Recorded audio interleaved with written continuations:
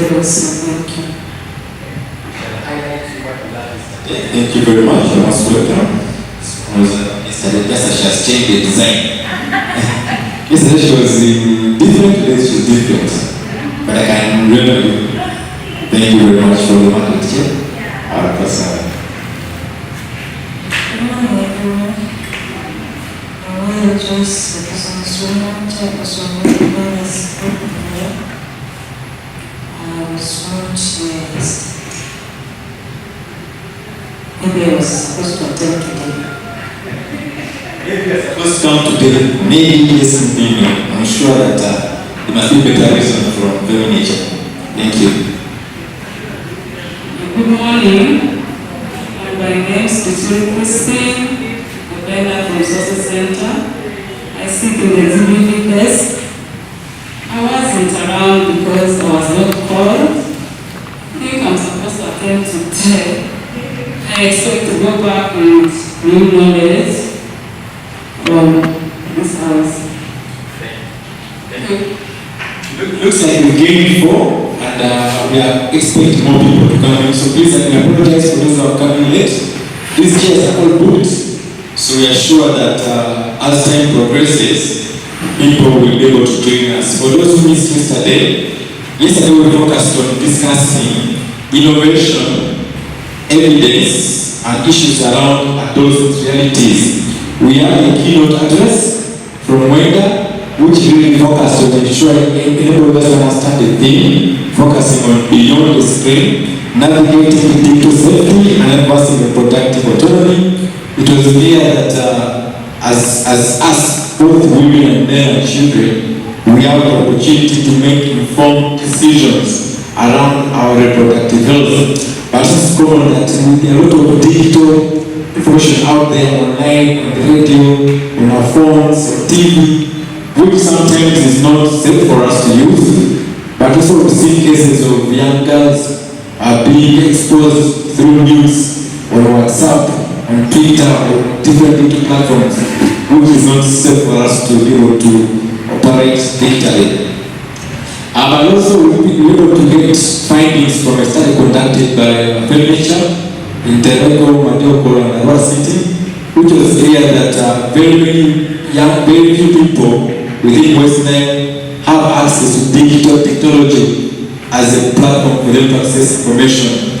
And for those who access that technology, they rather use it to access sexual and reproductive health information, which brings about a barrier about literacy. People do not use technology well, but also a barrier related to lack of technology or devices like smartphones people can use.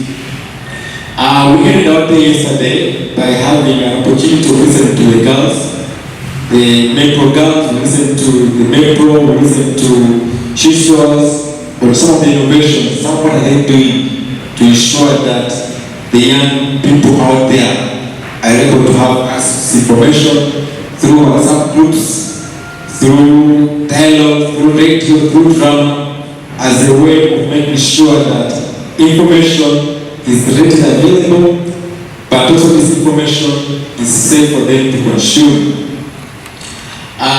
Later on, we closed our day by listening from Lubarakari, who made 25 pronouncements in regards to what culture is and what culture is not, but also what culture is supposed to be, especially in issues affecting women and girls in the communities, or even affecting issues that we work on as young people in our communities.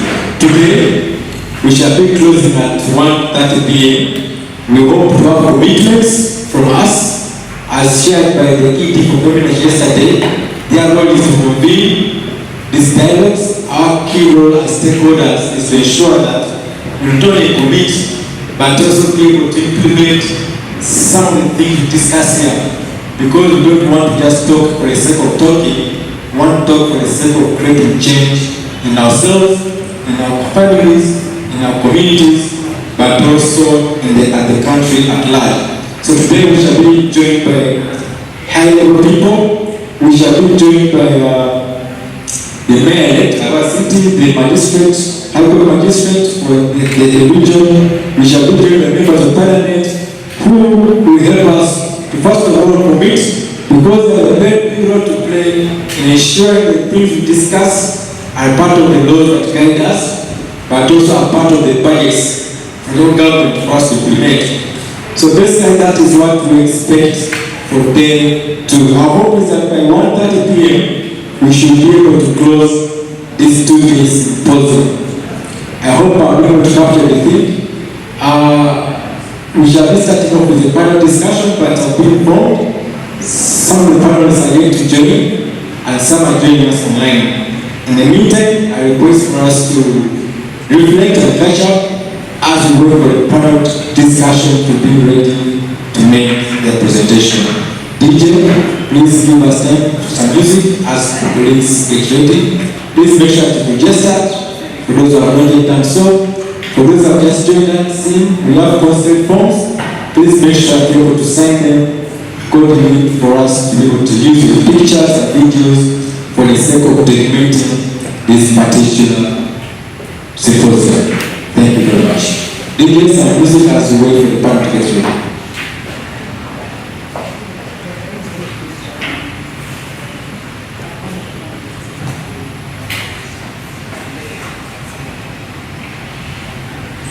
DJ, some music as we wait for the panel to get ready.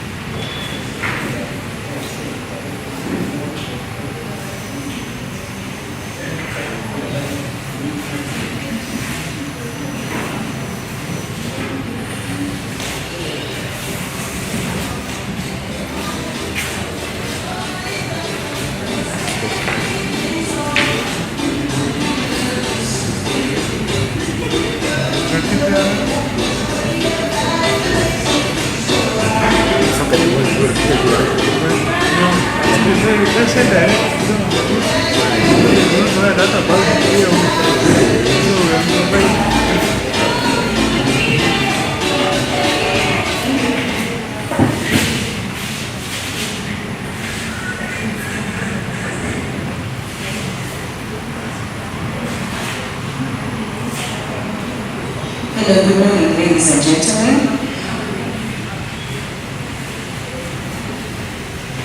I will be the moderator for this session. And today's theme, which is also yesterday's theme, the theme for the symposium, is Beyond the Scene, Navigating Digital Safety and Advancing Reproductive Autonomy. Yesterday we were able to see and understand how sexual and reproductive health rights interface with the digital space, and also how the youth that should use the digital spaces can be protected in their use. When we are looking at sexual and reproductive health, we look at how individual rights, individuals have the right to make their own decisions on their sexuality, reproduction, which includes comprehensive reproductive education. And I hope that at the end of this you'll be able to have some of the questions that you have answered. We have a panel of 3, and we are privileged to have them because they're people who are informed in the space of sexual and reproductive health rights, and they're also very well acquainted with the digital spaces. One of the panelists is Fred Drapery. Fred is a digital security practitioner and a technology enthusiast working at the intersection of civic space, human rights protection, and technology. His work is shaped by close hands-on engagement with civil society organizations, journalists, and land and environment defenders operating under persistent digital risk, surveillance, and disruption.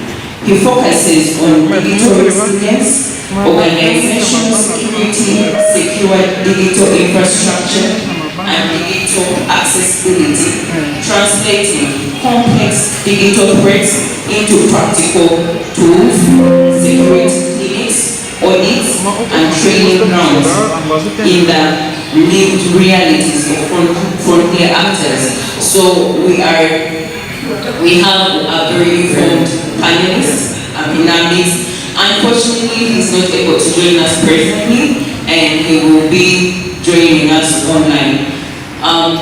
The gallery will be given an opportunity to ask him questions after his panel. I think 2 or 3 questions to him, and I hope that your questions will be answered and you'll be satisfied with them.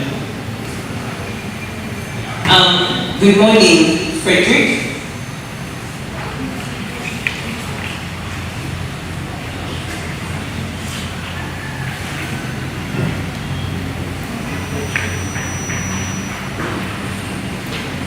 As we wait for him, I can briefly introduce our second panelist. We have Esther Nyapendi, who works with WookNet. Esther Nyapendi is an information technologist by profession and currently working with Women of Uganda Network, which is WookNet. She has over 6 years of working experience at the intersection of gender and technology and ICT4D.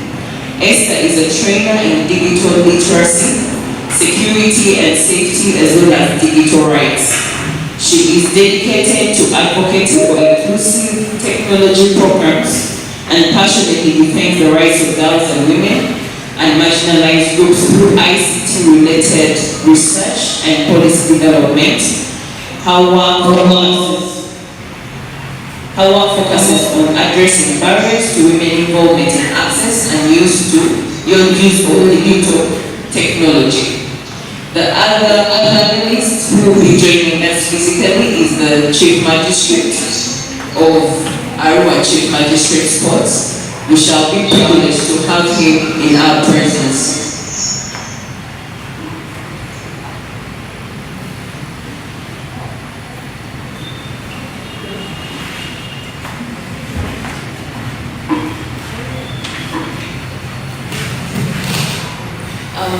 Frederick, are you able to hear us?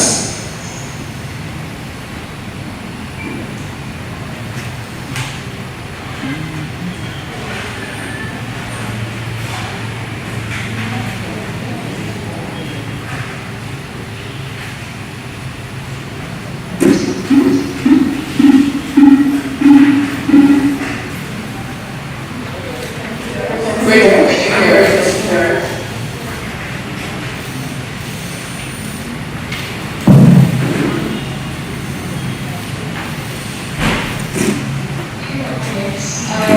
you hear us?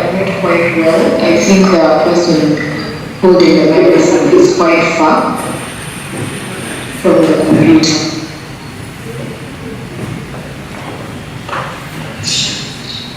Okay, so are you able to hear us?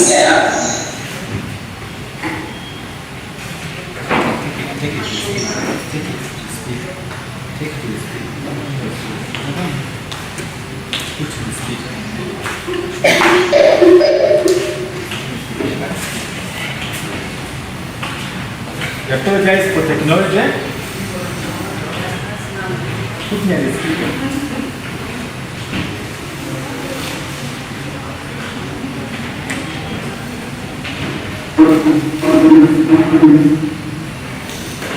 Frederick and Esther, are you able to hear us?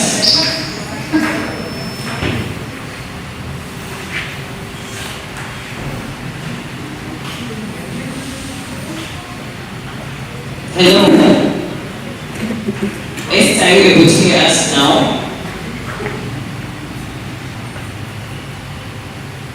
Yes, I'm able to hear. Maybe the computer can go a bit closer to the person who will be moderating the session.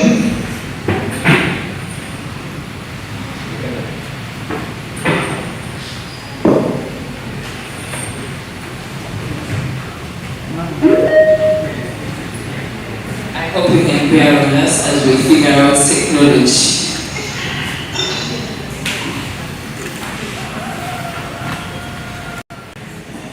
Esther and Frederick, are you able to hear us now? Is it clear? Yes, I think we can go on.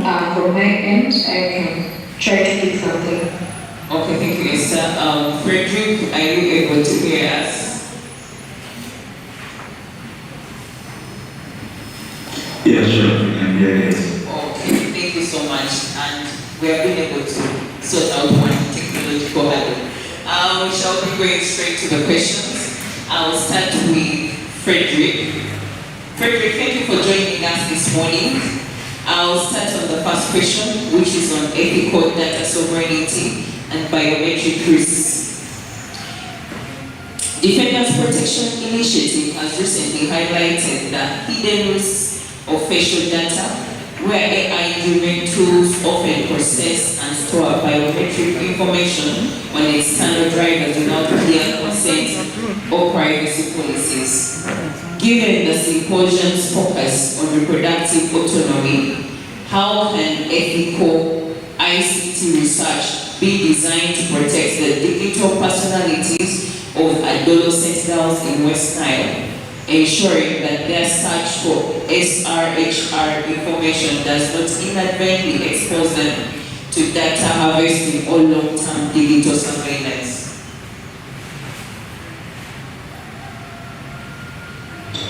Thank you so much. I think I will start with the fact that what I feel right now is that many adolescent girls are not just searching for Srhr information, but while using digital technologies nowadays, many people are unknowingly training surveillance systems with all this data that they just opt to give out their unknowingly. So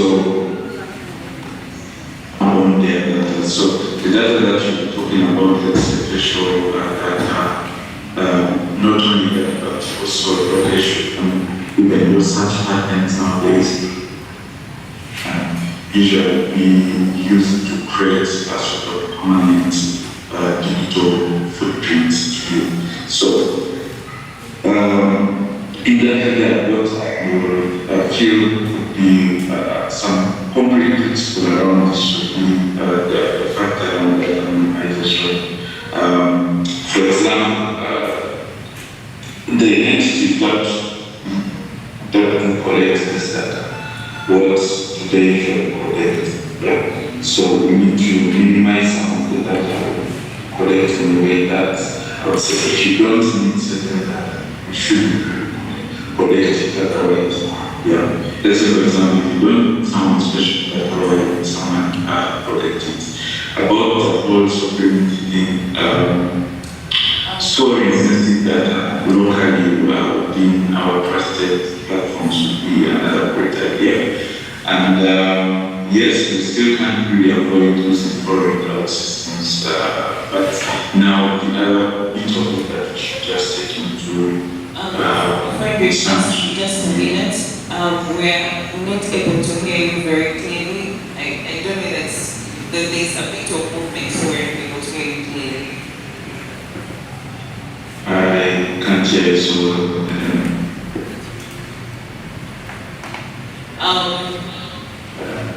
The sound is like you're moving, or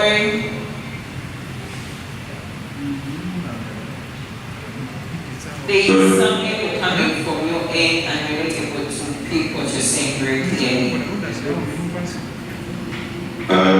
Echo. I think that's relatively better. Is this better now? Yeah, it is.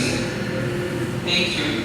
So, yeah, so I guess let me just move back a little bit. So I was trying to emphasize the fact that people who are usually data collectors, so many of us, just collect data for the sake of collecting data, but I wanted to bring our emphasis on that. Why we collect the data, yeah? So if we don't need the data, we shouldn't really collect it per se. For example, why would I, let's say, collect someone's data when we're going to prioritize someone's picture or something? So all these usually and schedule why we are collecting all this data. Yeah. That's if we are the data controllers or collectors, but also people as people minimize the data that they keep giving us online platforms or certain surveys and stuff like that. All these data can actually be used to provide in the future, or they can be stored available platforms being breached and people's data stolen and stuff like that.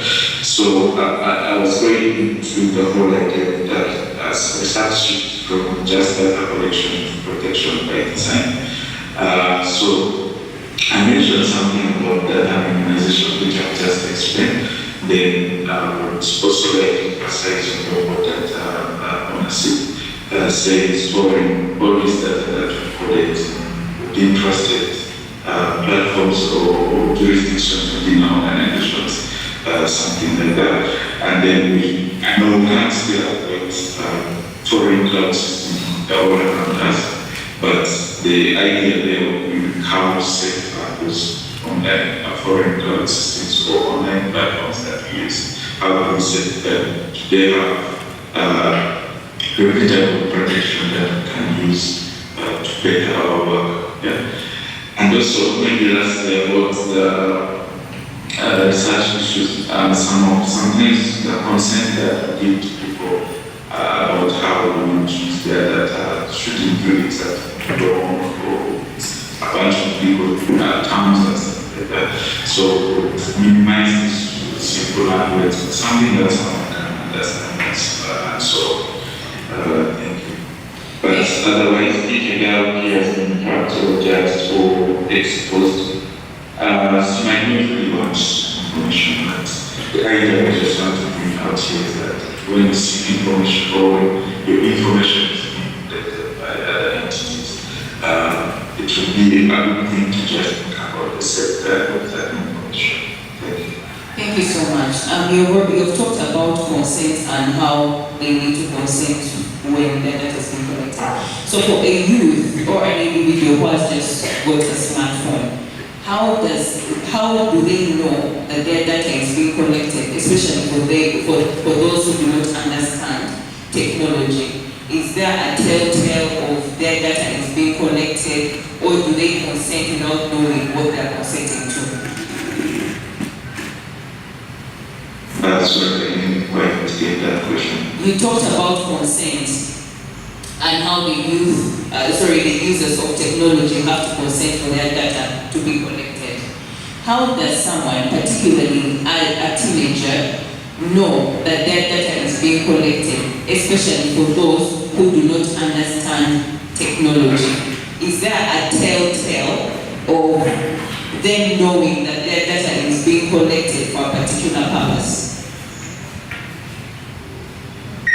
Okay, still I missed the last part of it, but I think you described talking about consent and how the platforms throw this out on us and how someone can understand what is going on.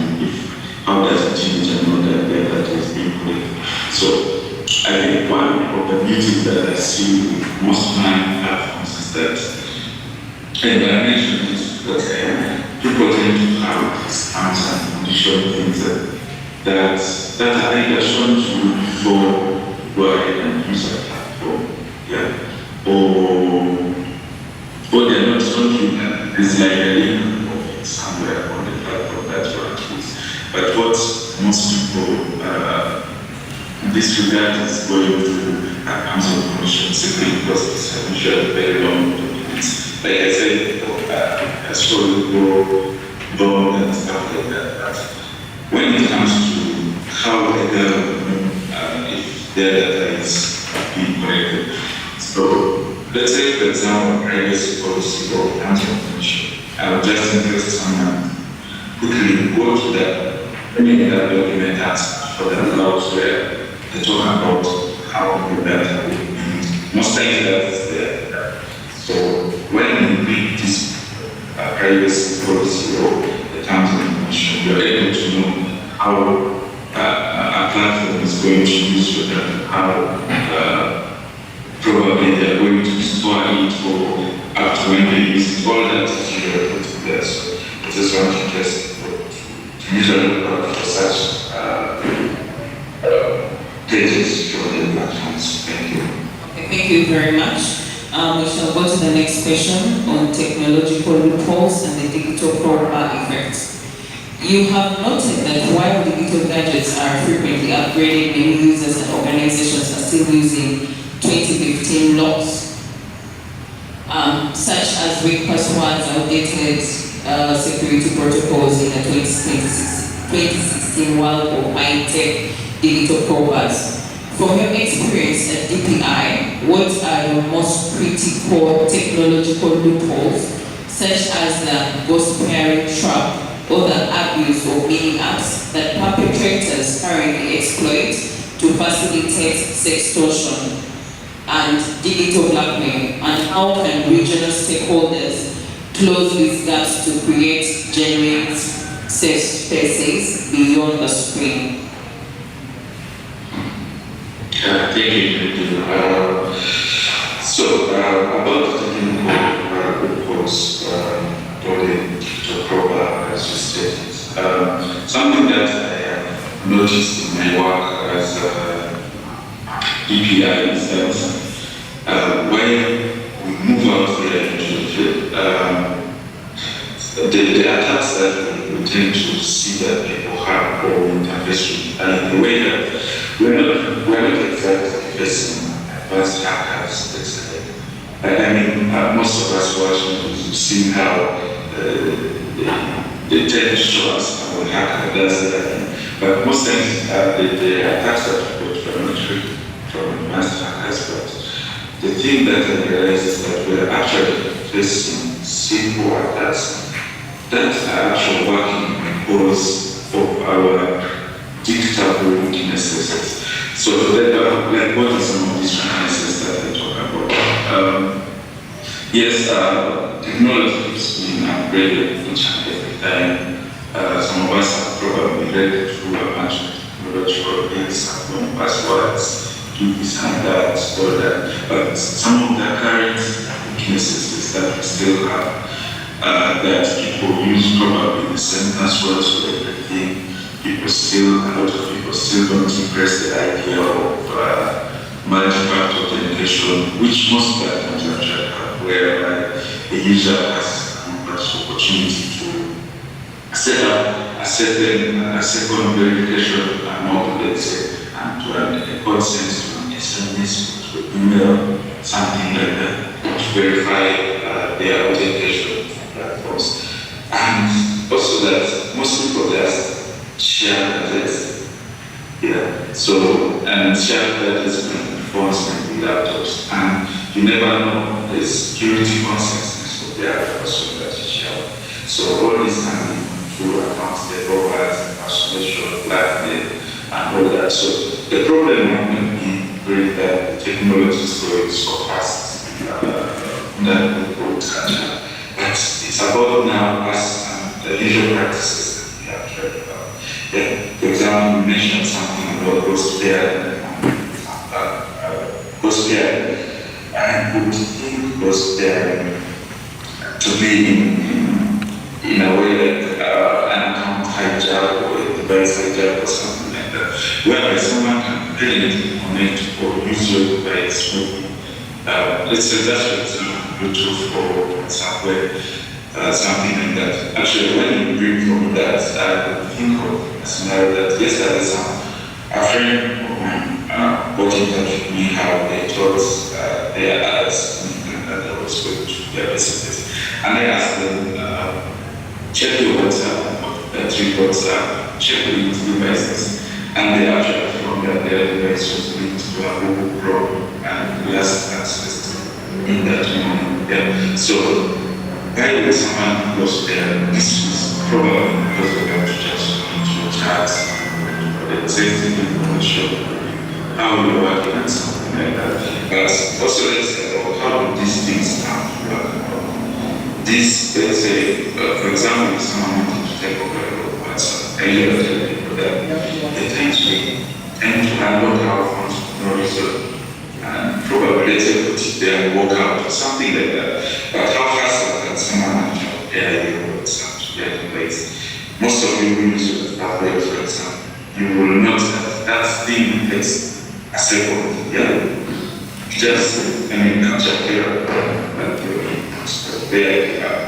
So I would just again say that the technology is fast, but I think that we need to just have our security on sales and things like that. Yeah. When you say industry exploitation or something like that, a lot of us feel almost flexible. I will call them like take jobs or adverts or something like that. Some people call it things of these things of winner, I feel junior investor, when it's here, it's higher. So the beauty with some of these insecurities or reports that come to national that's a lot of people then collect information about you and they don't use it, they are okay. So you might not feel that you have been part of a big example. But most things it's just that people collect this information over time and then they can learn as now, let's say perhaps it's to do with social where you have been, someone has a lot of information and the way that if you don't make sense, money or sense, you go to family, something like that. So, again, they said that as to stay vigilant, still sharing using our devices, things like that. So, right now, I think the traders are still processing. They are just faster than our weakness. So closing that gap is our first main defense. Awareness, operations, training centers, just integrating those with group daily. Thank you. Thank you so much. And then on to the last question, and I hope the gallery is organizing their questions because we'll be asking him some questions. We shall give an opportunity to 3 people to ask questions to him before he drops off the call. On the third question is on institutional accountability and research gaps. DPI's work often addresses the online-offline continuum of violence where digital compromises lead to physical harm. Looking at the current ICT research landscape in Uganda, what are the most significant loopholes in how we collect and use data for vulnerable populations like refugees? Furthermore, how can academic and technological institutions like Moni University and DPI better collaborate to ensure that ICT research is not just a data collection exercise, but an ethical tool that actively empowers women to exercise their bodily autonomy safely? Okay, I think I get it.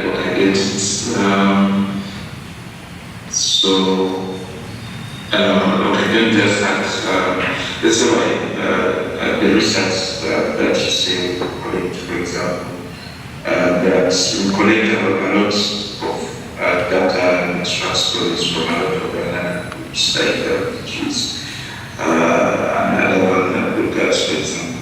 But the idea is that we collect all this information, but it doesn't specify reduce their risk. Yeah. For example, refugees or girls give you their data, give you a lot of information and just like that. But then the owners also ask that how do we offer this information, the protection, each collected, let's say digitally, for example, where we collect them, yeah, where we are storing them, yeah. How long are we going to this data? Yeah? How long are we going to take to maybe disregard this data and say we have used it now, something like that, yeah. So I think that sometimes the researchers tend to do a lot of risk assessment in a way that they're thinking of that if this data is exposed, what happens to this person? Yeah? let's say, a refugee or a girl or something like that. Since this is out of personal and critical information about the person, what happens if this is exposed? So I guess that is a point that I was trying to bring this from, in a way that was maybe as university and other stakeholders who work in this world that protection things to do. We can start by developing what we call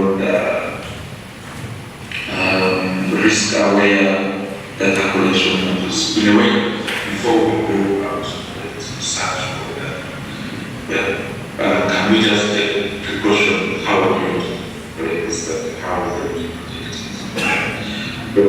but just having said that in place so that we are actually aware that we exposed to other risks. And we do all this awareness or risk assessments and try to place that people's privacy are protected during these assessments.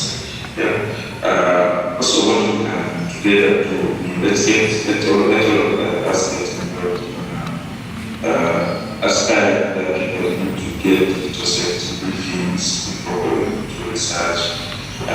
If it were safe across, most of the data should be anonymous by default. Because it's most nice that they want to use the information, not the person. So already anonymize that could accept that God forbid if it was ever into something like that. That's the hard to get password.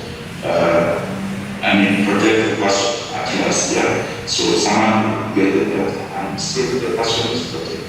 Then we need to also tell our clear data deletion timelines. For example, how long do we still because that? I know good certain organizations have found that people have been from, let's say, 2001. But again, the question would be that, do you still need that data? Because you know, even if total got fixed, someone still implicated or faced at a bigger political or physical insecurities.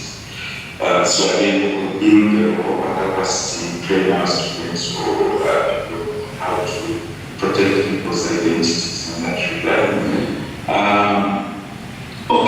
So either way, what I'm just trying to say is that while we are doing this to vulnerable people, we should still be cognizant that systems can still handle and understood.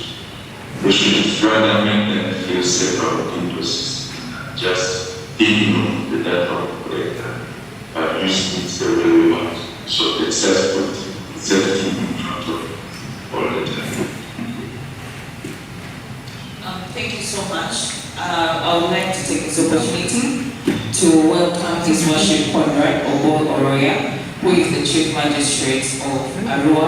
We are privileged to have him in our presence. I hope we can give him a round of applause. Thank you so much, Frederick, for that. I would like to take just 3 questions from the gallery on what has been discussed. Just 3. So we can move to the next panelist. Yes, please.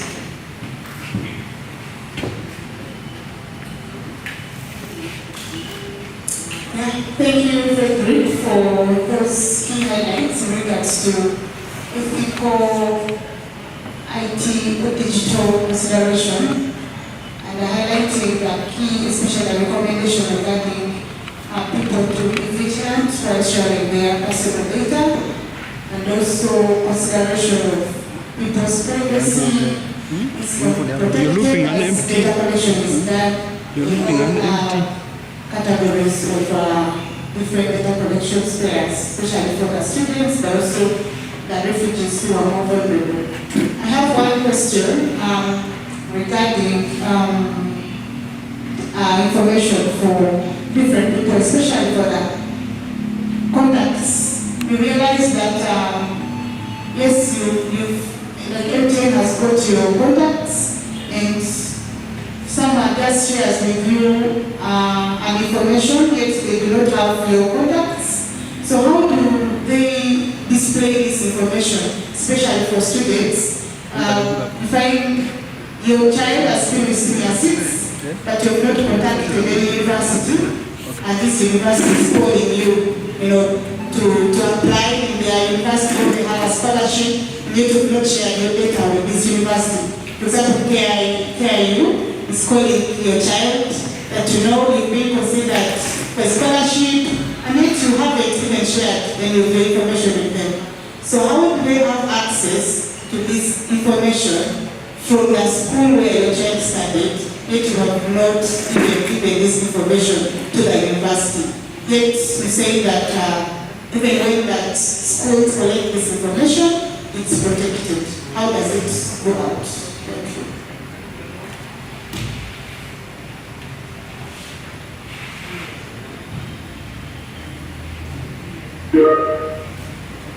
Thank you. My name is Francis Simon.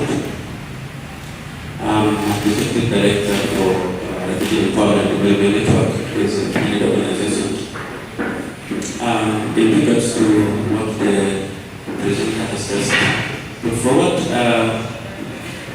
got a little bit confused because of the technology. I see that somehow we are trapped without us knowing that we are trapped, and in some other ways, your data will be picked by the third parties. These third parties will end up selling your data, and you become a culprit in a situation you don't even know about. The third parties I actually wanted to suppose the presenter to talk more about the malware and spyware, which comes as a package. And these are things that always comes into our phones or devices. With the malicious apps, sometimes disguised as useful apps, yet they are not.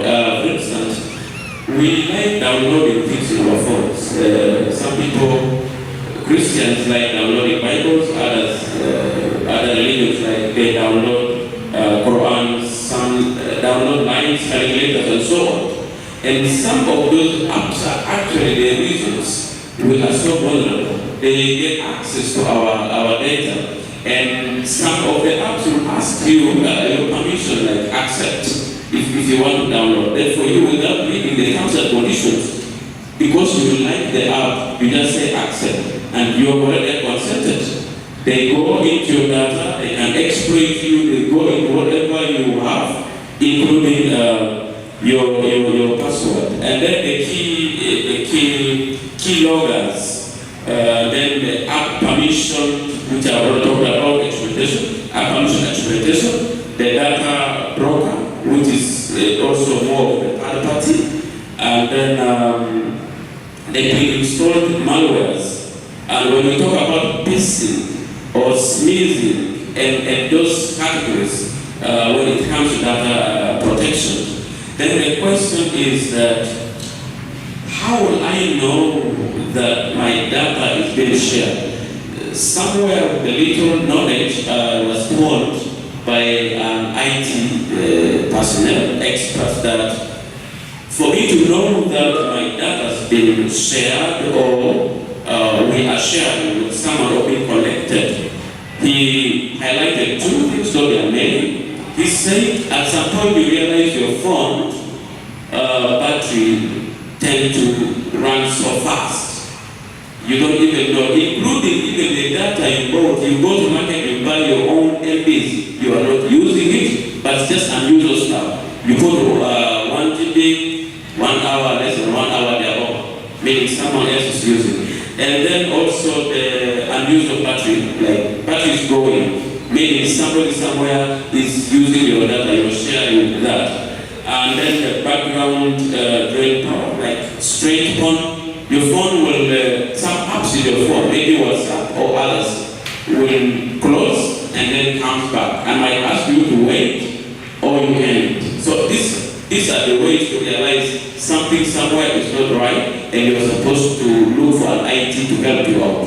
Thank you. But please put more light. Let me understand how I am hacked or how I am sharing my data. Thank you. Thank you. Any third question, or we going on to? Frederick, I hope you've had the questions very clearly. They're asking about malware and spyware, and then apps that are guised as useful apps that tap into people's data, and how can we hold these telephone companies accountable for sharing data without our consent, or how do they share this data? So I'll give you a platform to respond to those two questions. Thank you.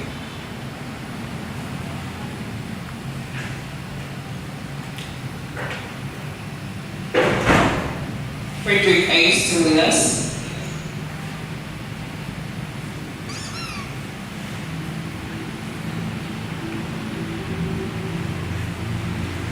Frederick, are you still with us?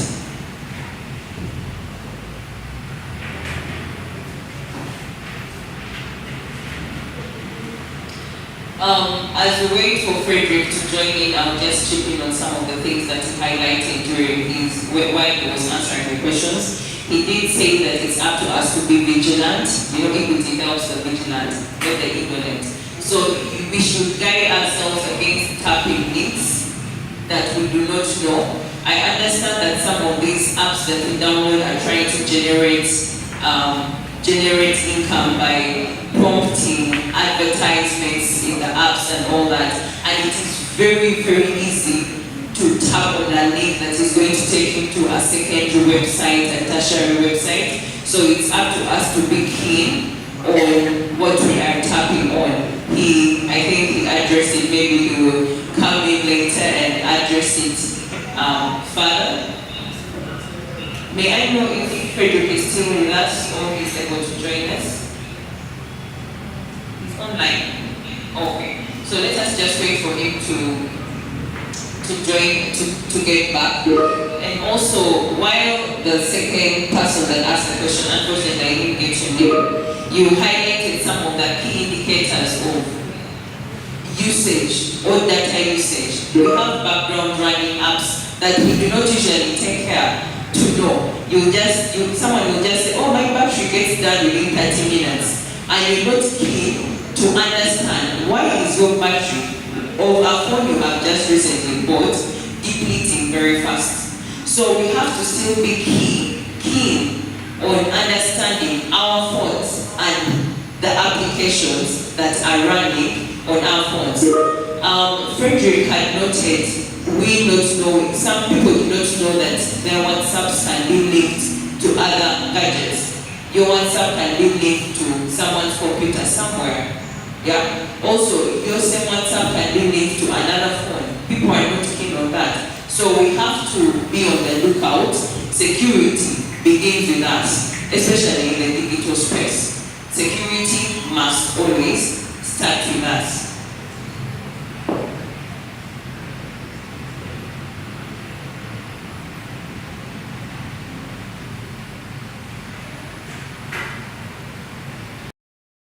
We're, I think, going to be able to get him in a second.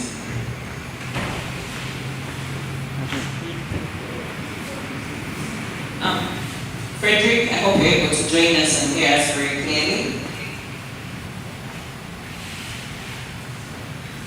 Frederick, your mic is switched off, yeah?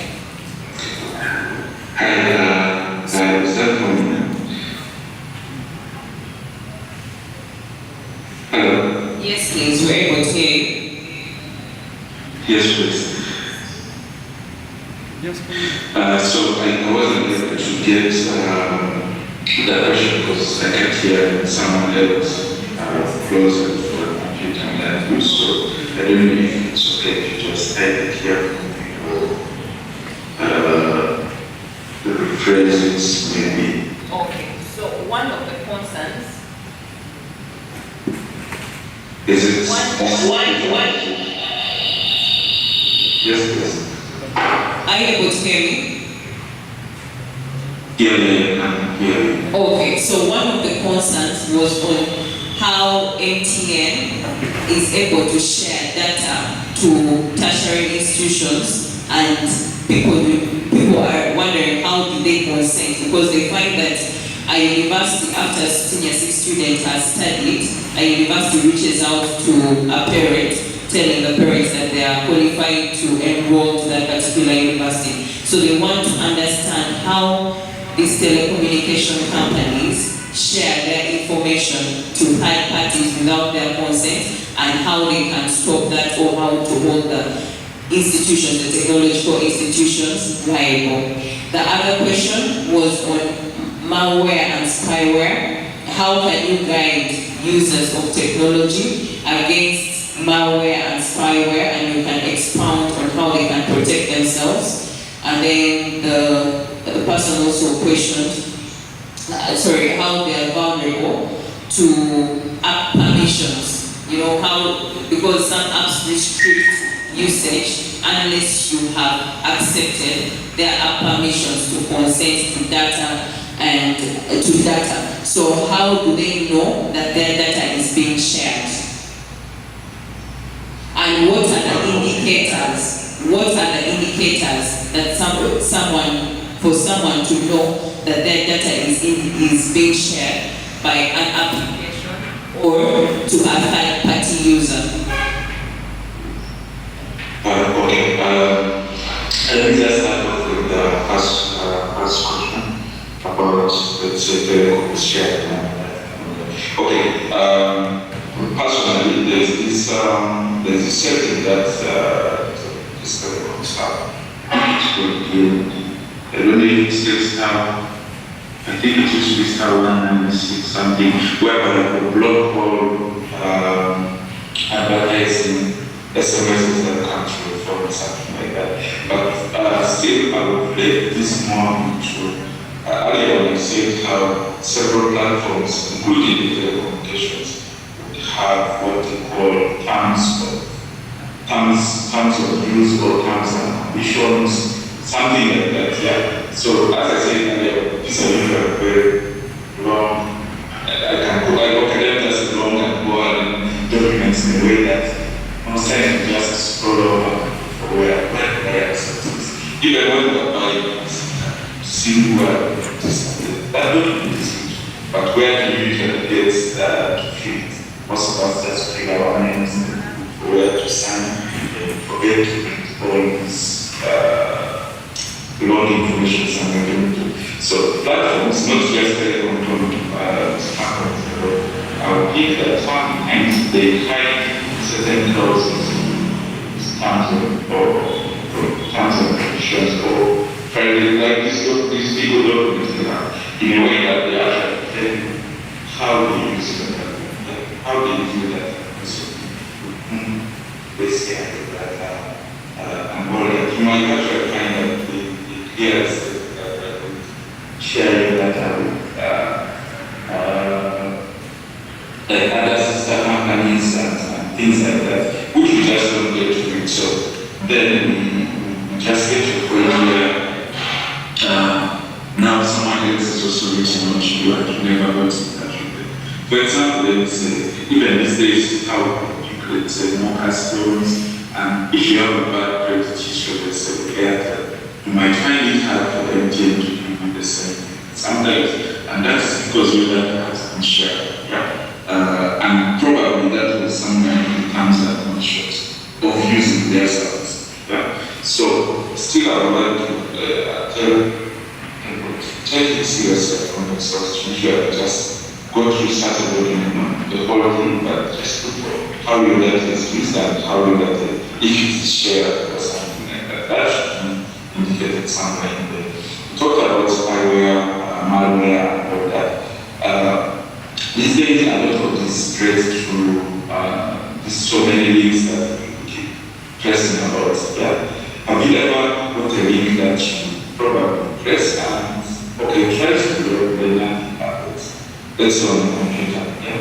For example, if you don't have an antivirus or something like that. But these days, technology is also so fascinating that you might click a link and you don't think something is happening, but something is actually. People nowadays embed malware PDFs, documents into actual software. Like, for example, let's say you go ahead and download like a PLC player from a random place on the internet. Yes, it might work as a PLC player, but to be doing something else. So what can I do when if I want to do that? So something I would do maybe that I need to download my DSCL from the official DSC website. So many people take their devices, let's say, to third party, take their governance and stuff like that. So they get to solve all these products into the phone or somewhere. But the key question for me will be to think, where did that person get that application from? Let's say, you last for the computer, and trust me, things like let's say Microsoft, people back when here and there, yes, it was, but you will never know that it's another in the background. So, not only for the computer, it's very important for seeing how guys can scale with your phone or something like that, and just say that it's the results. So, you don't really know where the other person got it from. But how do you get to identify some of these things? So, if, for example, we just use the computer for office work, there's one Microsoft Word program running, and that is it. So how do you start feeling such a thing, let's say, to build to start listening to your device, or shooting network usages? I mean, like, if you're not doing a serious thing and just connecting, let's say, your phone and hotspot, you have to and then you see 1 GB as your lab. So to be able to use how did you manage in 7 minutes? So that is something else that's learned somewhere there. And all this is happening just that a lot of us don't pay attention to it. Even when we come back to the concept again, it comes to all like the spyware and all that.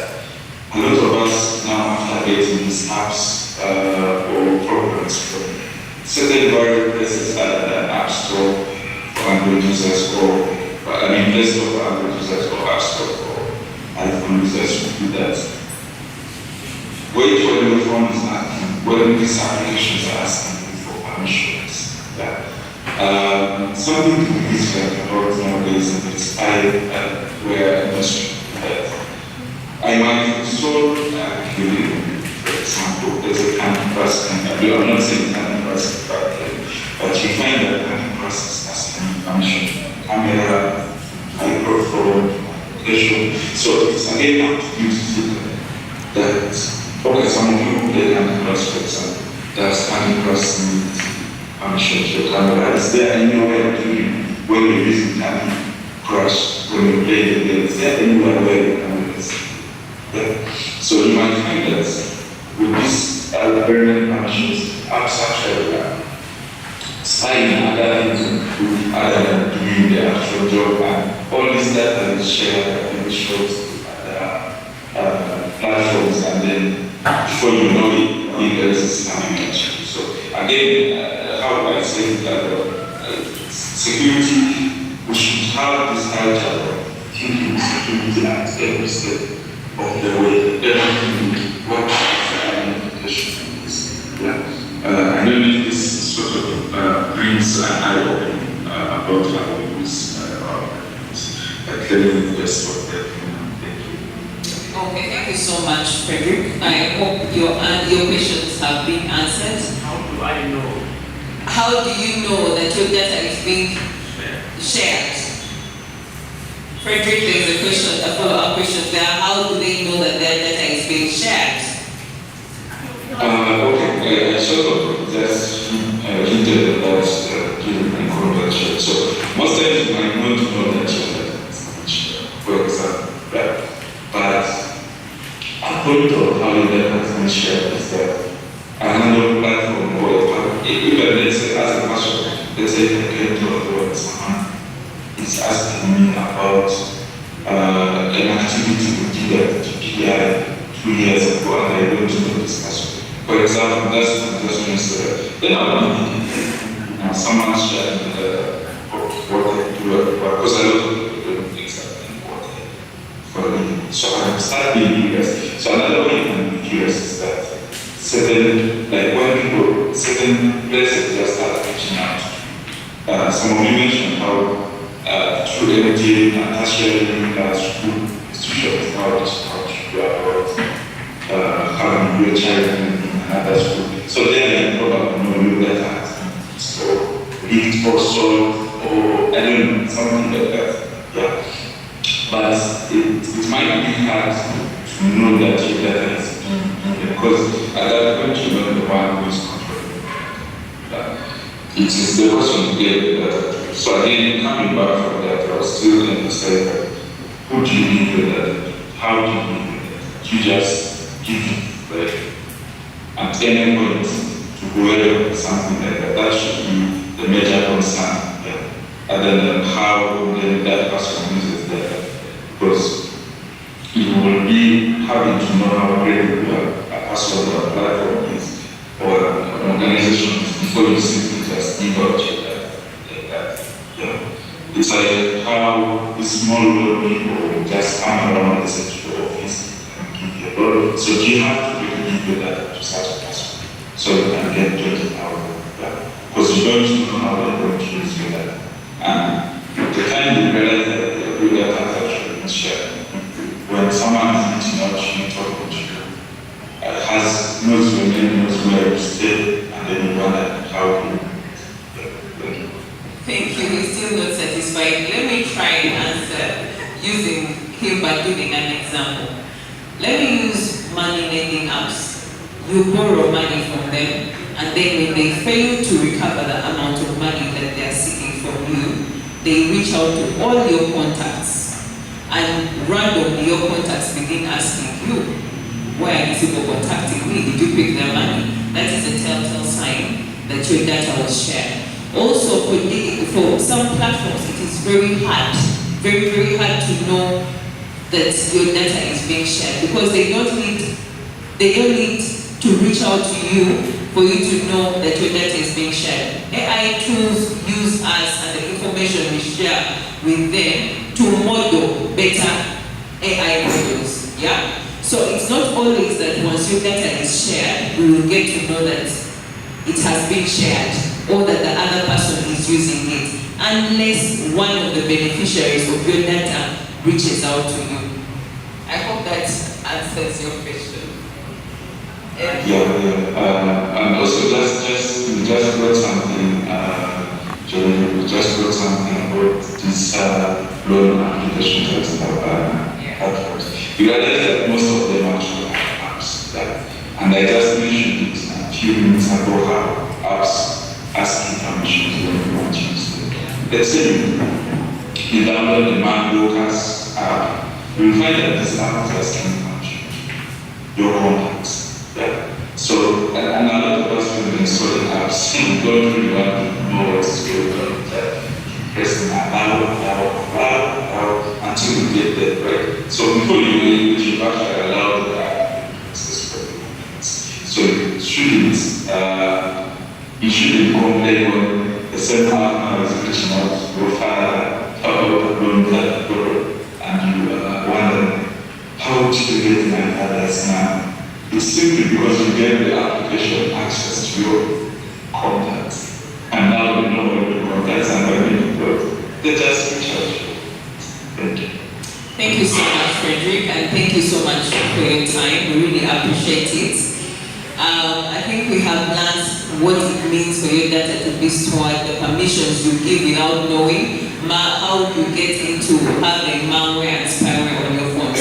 Once I was having a conversation with someone on digital safety, and they told me the only way you can be foolproof of digital manipulation is if you have a button phone.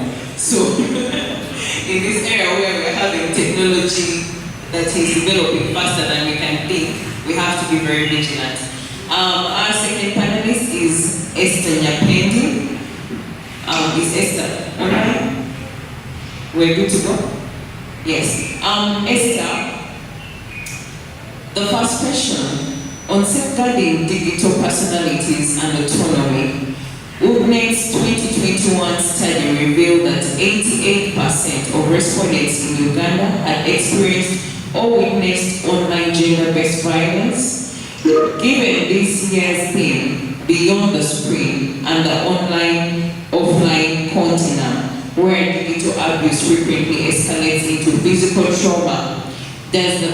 Discuss the most common forms of technology-facilitated gender-based violence from your study, how they manifest, and which specific security protocols from your digital security and online safety manual do you consider most essential for adolescent girls in West Nile to safeguard their digital personalities and identities as they seek to exercise their reproductive autonomy, and how can they access it? Yeah. Go. Thank you very much. I think once again, that I currently work with, particularly for women of Uganda network, we work at the intersection of gender and technology. And that's Esther, just a minute. We are getting some feedback from your side. Okay. All right. That's all. Okay. You can hear me well? Yes, perfectly well. Thank you. Okay. So I was talking about briefly what movement does. I highlighted that we work at the intersection of gender and technology.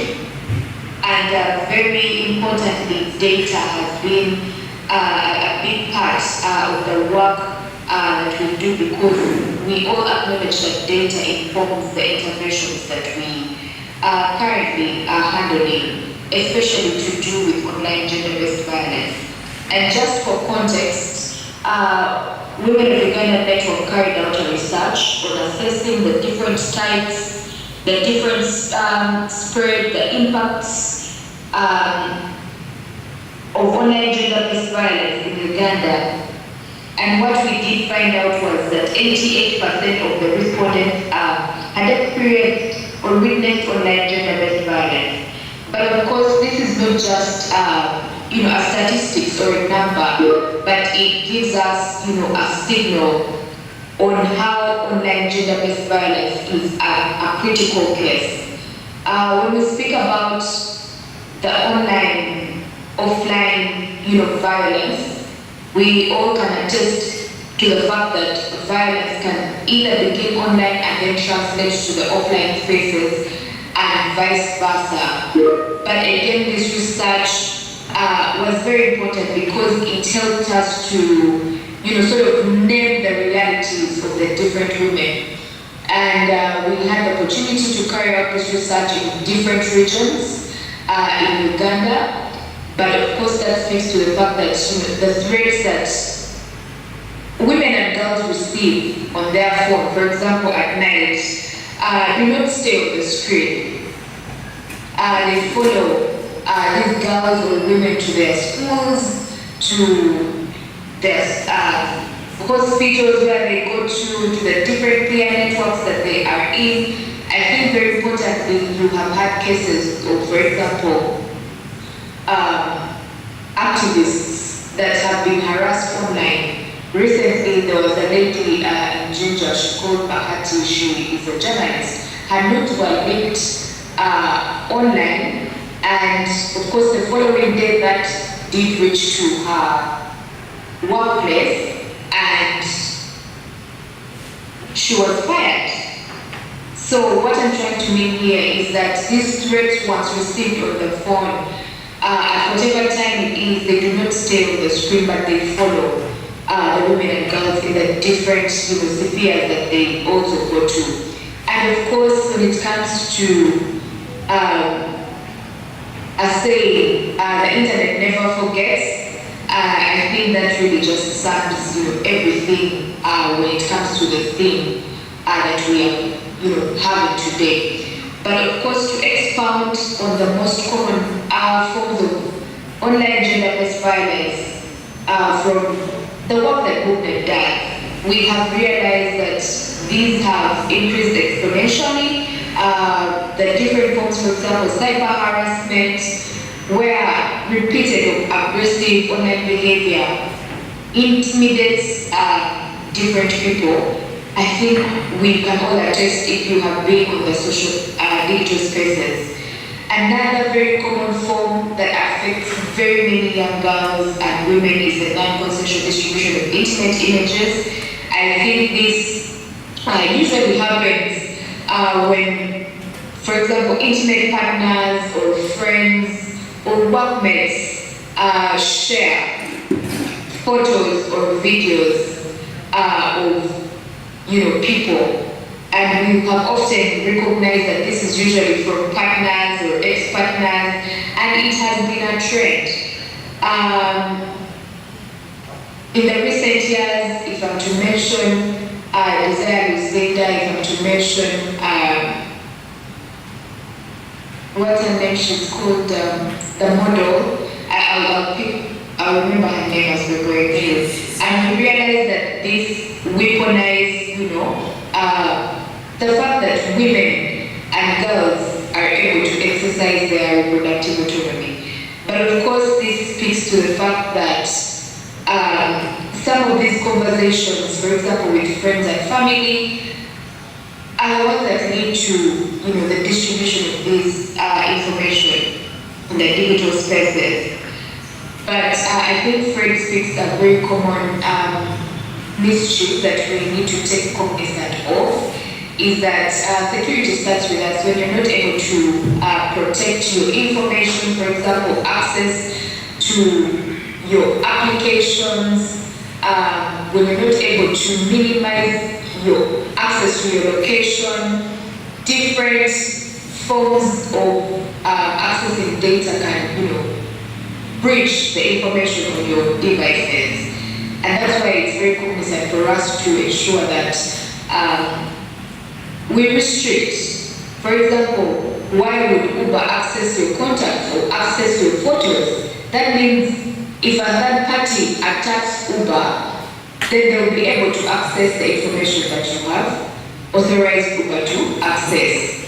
Of course, looking at other forms of online gender-based violence, cyberbullying, doxing, where people collect information about a particular individual. For example, I use about 6 social media platforms, and on all those social media platforms, I share different information. So in the instance of where someone wants to dox me, they will go on all my platforms and be able to collect information that I've shared and be able to publish it for maybe other people to see. But of course, we have realized that most of these types of violence, cause harm, and they cause victims to suffer in silence due to fear, due to stigma, but also we realize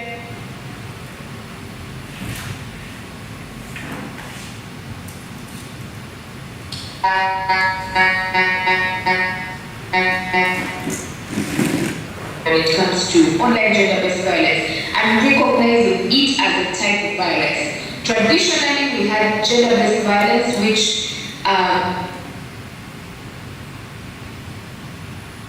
so we're losing. Gender-based violence, I think we still are.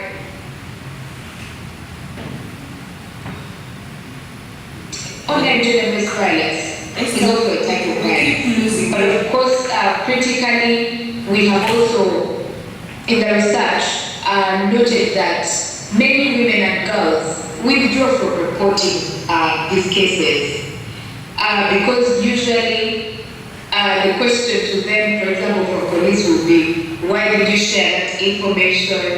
But of course, the conversation that we're talking about is autonomy. The right to share the information that you want to.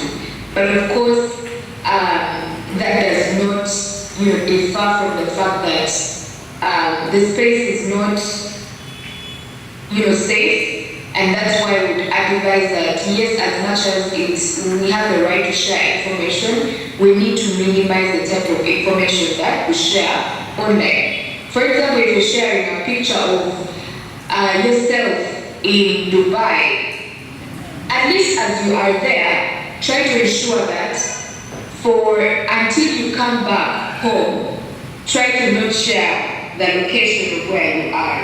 I think that really speaks on how we can be able to manage things to do with, for example, cyberbullying or attacks online in real time. So being able to refrain from sharing your location is also very key. Just for example, where you are seated right now, you can share about the conversation, but you might necessarily not share where that conversation is, because hackers are on the internet monitoring, and before you know it, you will have maybe people coming to raid you at your physical location where you are right now. So it's very important that we are cognizant of what digital violence is and how we can actually manage. I usually say security is not 100%, but you can always have mitigate some threats based on how we are able to have different facets of security. Then you also talked about how online gender-based violence manifests and what the intersection is like when it comes to reproductive autonomy. I think there is, the intersection here is very sharp. But when, of course, a girl uses her phone to access, for example, contraceptive information or connect with health workers, you realize that is one way that she could be probably exposing herself to surveillance, for example, by an intimate partner or family members.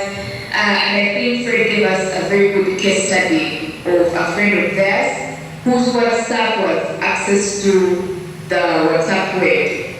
So while for example, a girl or woman is communicating, for example, with a health worker on an issue she's probably facing, you realize that her partner or family member or friend can access this information, and without notice, this person can access information for years without the individual being able to know that the information is.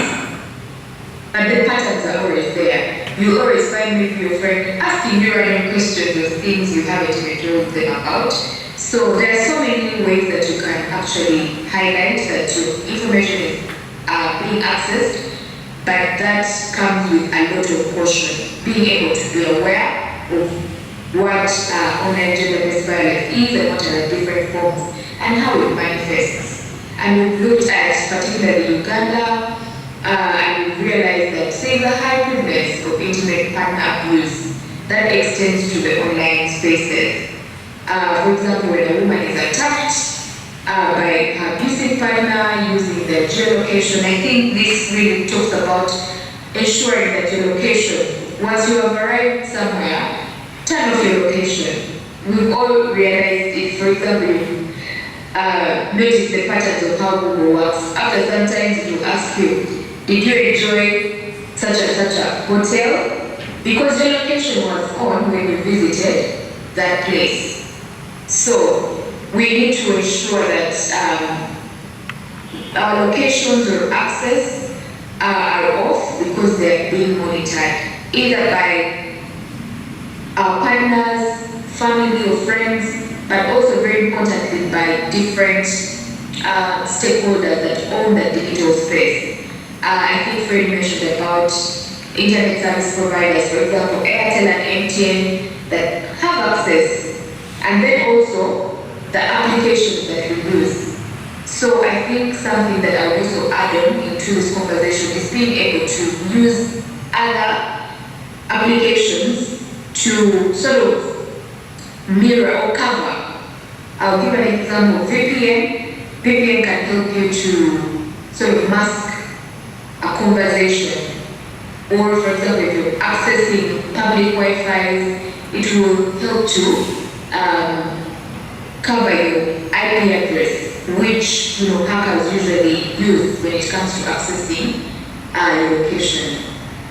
But when it comes to, of course, the most essential protocols, one is ensuring that the applications that you use have end-to-end encryption. For example, WhatsApp has end-to-end encryption.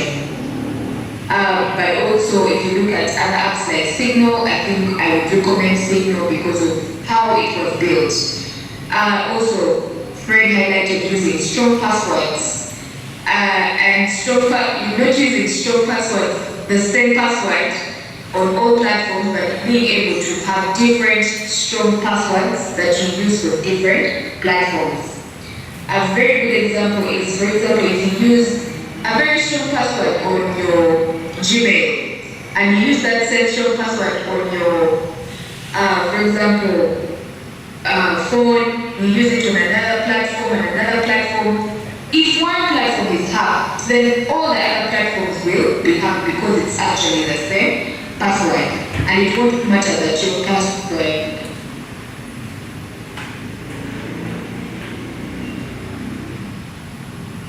Hello?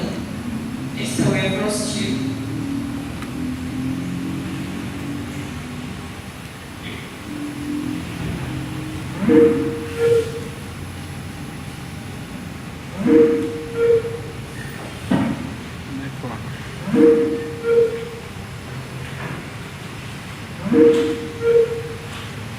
Let us wait for her to reconnect and hope so that she'll be reconnecting back in a minute.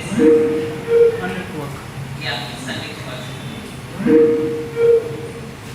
So as we wait for her to reconnect. Another one is two-factor authentication. I think that we had lost you for a minute there. But another one that I've looked across is being able to regularly update your software. And that is a foundational layer to how applications have been able to be built. I can give a very good case study. How you first had WhatsApp, for example, in 2015 is not how it looks now. So many features have been updated. WhatsApp previously didn't have, for example, end-to-end encryption, but currently it does. And that comes with updating your software. Beyond these tools, I think we need to emphasize awareness creation amongst women and girls. Very importantly, you have noted how many women and girls are using TikTok, and before you know it, their information has been hacked. But I think it's very important for us to recognize phishing and social engineering techniques and know how to safely hide sensitive conversations. I will hand it back to you. Thank you so much for expounding on that first question and answering it. We are running out of time, so for this next question, I hope we can use maybe 5 minutes. The second question on institutionalizing digital safety and support portals. UBNET is currently implementing the Digital Rights for Girls and Women project, which includes the launch of the online GBV knowledge and support services portal to provide reliable referral pathways for survivors. How can regional stakeholders in West Nile, particularly the judiciary and academic institutions like Moni University, best collaborate with UBNET to ensure these technological safety resources are institutionalized and accessed for structurally silenced women in remote and refugee hosting communities?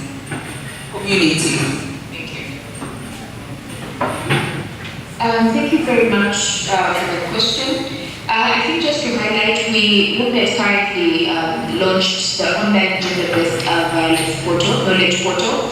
And this portal is not just a website that provides information, but it's an infrastructure that is also able to comprehensively provide referral support services. For example, if you access this portal, you are able to first of all report a case, either for yourself or on behalf of someone that you know in your community that has access or come across any form of digital violence. But I think very fundamentally, UBNET not only just stops at receiving this information, but we are able to analyze what form of violence it is and what help does this victim require. So in turn, we are able to refer victims or survivors of online gender-based violence to either technical support.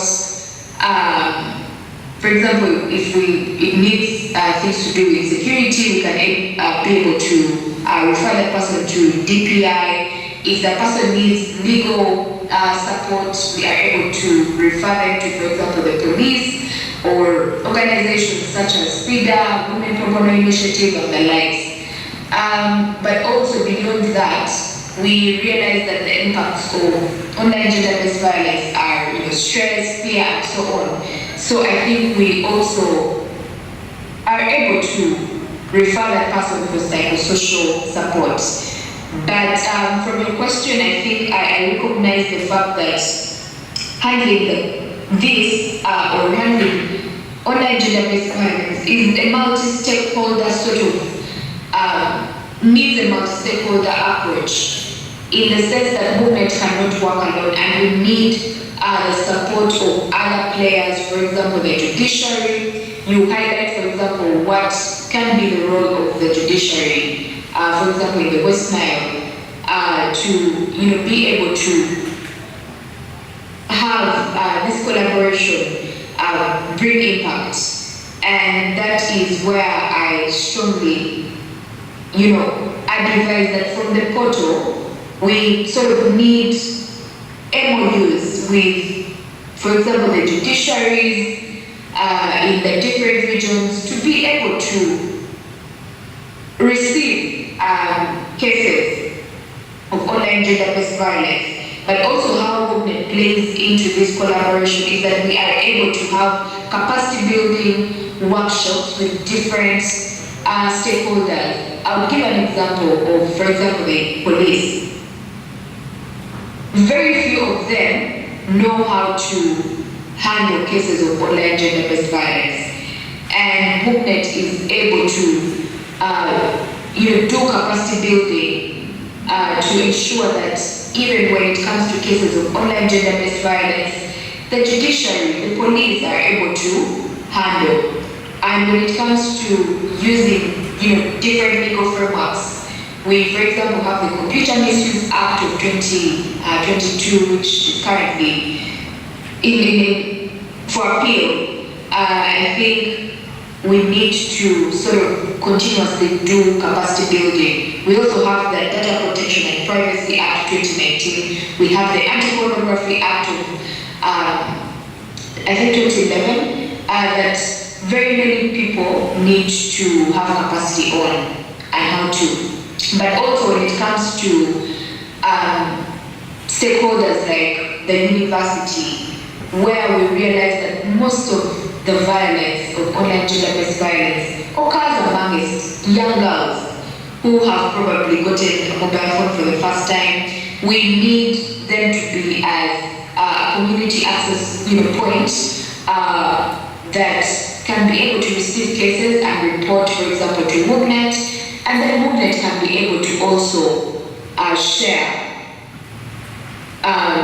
For example, create awareness and so many other things. But another important fact is evidence generation. I think Movement can work hand in hand with these different stakeholders to generate evidence that can be able to sort of be like a learning point for other different stakeholders. But I will pause it at that and have a. Thank you so much. How does one access the portal? So one can access the portal directly by typing into their browser ogbv.movement.org, or when they go to our main website, there is a tab just on the homepage that redirects you to the portal. Okay, thank you so much. Esther has been able to elaborate on the questions extensively. She has handled the different forms of gender-based violence, how online harassment translates into physical harassment, and also it ends up affecting the life of people. Cyber harassment, non-consensual distribution of intimate images, that's where we get revenge pornography. So I hope there are only 2 questions from the gallery for her, and then we can move on to our next panelist. We don't have any questions? Thank you so much, Esther. We really appreciate the time that you have spared with us. Thank you. We shall move to the next panelist. Thank you. I will beg to leave because I have an engagement. Okay, thank you so much. Thank you. Let's give them a round of applause. Our next panelist is His Worship Conrad Oboria, the Chief Magistrate of Arua. He serves as the Chief Magistrate of the Judiciary of Uganda and currently works in the Chief Magistrate's Court. I want to believe all of us here know where the Chief Magistrate's Court is. He's also the General Secretary of the Uganda Judicial Officers Association and shares his expertise as an assistant lecturer at Law Development Center, Kampala. In 2017, His Worship was awarded the prestigious Commonwealth Scholarship by the Commonwealth Scholarship Commission and pursued a Master of Laws in International Criminal Law and International Human Rights Law, graduating from Bangor University, UK in 2017 as the overall Best LLM Graduate and Best LLM Dissertation Awardee. He has extensive experience and expertise in criminal law, practice, international human rights, adjudication, and legal research. Prior to joining the judiciary, he served as Director, Legal and Casework at the International Justice Mission Uganda and as a legal officer with the Uganda Law Society's Legal Aid Project, among other professionals. We are in the right hands. We are with someone who is an expert in the field, and we are privileged to have you in our presence, Your Worship. Let's give him a round of applause. It's not easy for a magistrate to leave adjudicating court cases to spare some minutes to be able to address us. Your Worship, one of the key issues last year that we addressed during the Women Parliament was access to justice for women, from police reporting, evidence gathering, where technology was at play. So we have a few questions that look at the interface of sexual and reproductive health rights and how they interface with the digital spaces. And the first question is on IT integration and survivor-centered case management. The Justice for Her project seeks to strengthen the judiciary's institutional capacity to handle GPV cases by leveraging information technology for improved case management. Given that 49% of women in Uganda have experienced online harassment, how can the Arua Chief Magistrate's Court adapt these digital tools to ensure that survivors of technology-facilitated gender-based violence receive timely, confidential, and quality justice that respects their reproductive autonomy?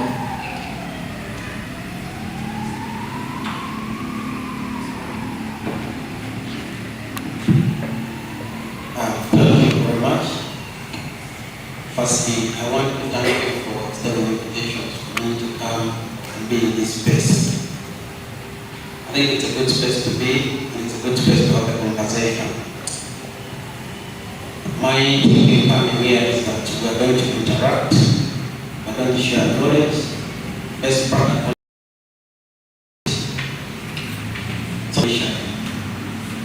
I think speaking about IT integration in case, speaking about IT integration in case management, before I even go to our question, I just want to give you a bit of a background synopsis of what is happening. The judiciary under its transformational agenda, flex services closer to the people, improvement in IT space, in education, and even the point I was saying before I came to Aurora this January, is that technology has taken a greater space. You may all be aware that now you do not need paper. So you can transact, file, follow, upload, and even admit documents. Is that maybe in the subsequent time Aurora will be beneficial. And so speaking from what has happened over time, in about 31 boards that are already addressing economies, is that there seems to be a lot of efficiency in case handling, timeliness in filing, and then the overall education process. Because you do not need, if at all I want to file a case now at Uganda Road or at High Court in Kampala, I do not need to travel. So if a victim of, say, GBV is in Arua, but now ready to file for human rights abuse at the civil division in Kampala, you do not need to file. You do not need to get into contact. All you need to do is just have a portal, file, your case is admitted, you are notified on your digital space, either through your email or through your telephone contact, regardless whether you have a smartphone or you have the celebrated digital phones that we all started with. And then you're notified of steps being taken. And over time, that has worked very, very positively for the courts that are already under ICMIS. And then the thinking is that it should roll down and even come down to West Nile where we are now. So then getting back to the question.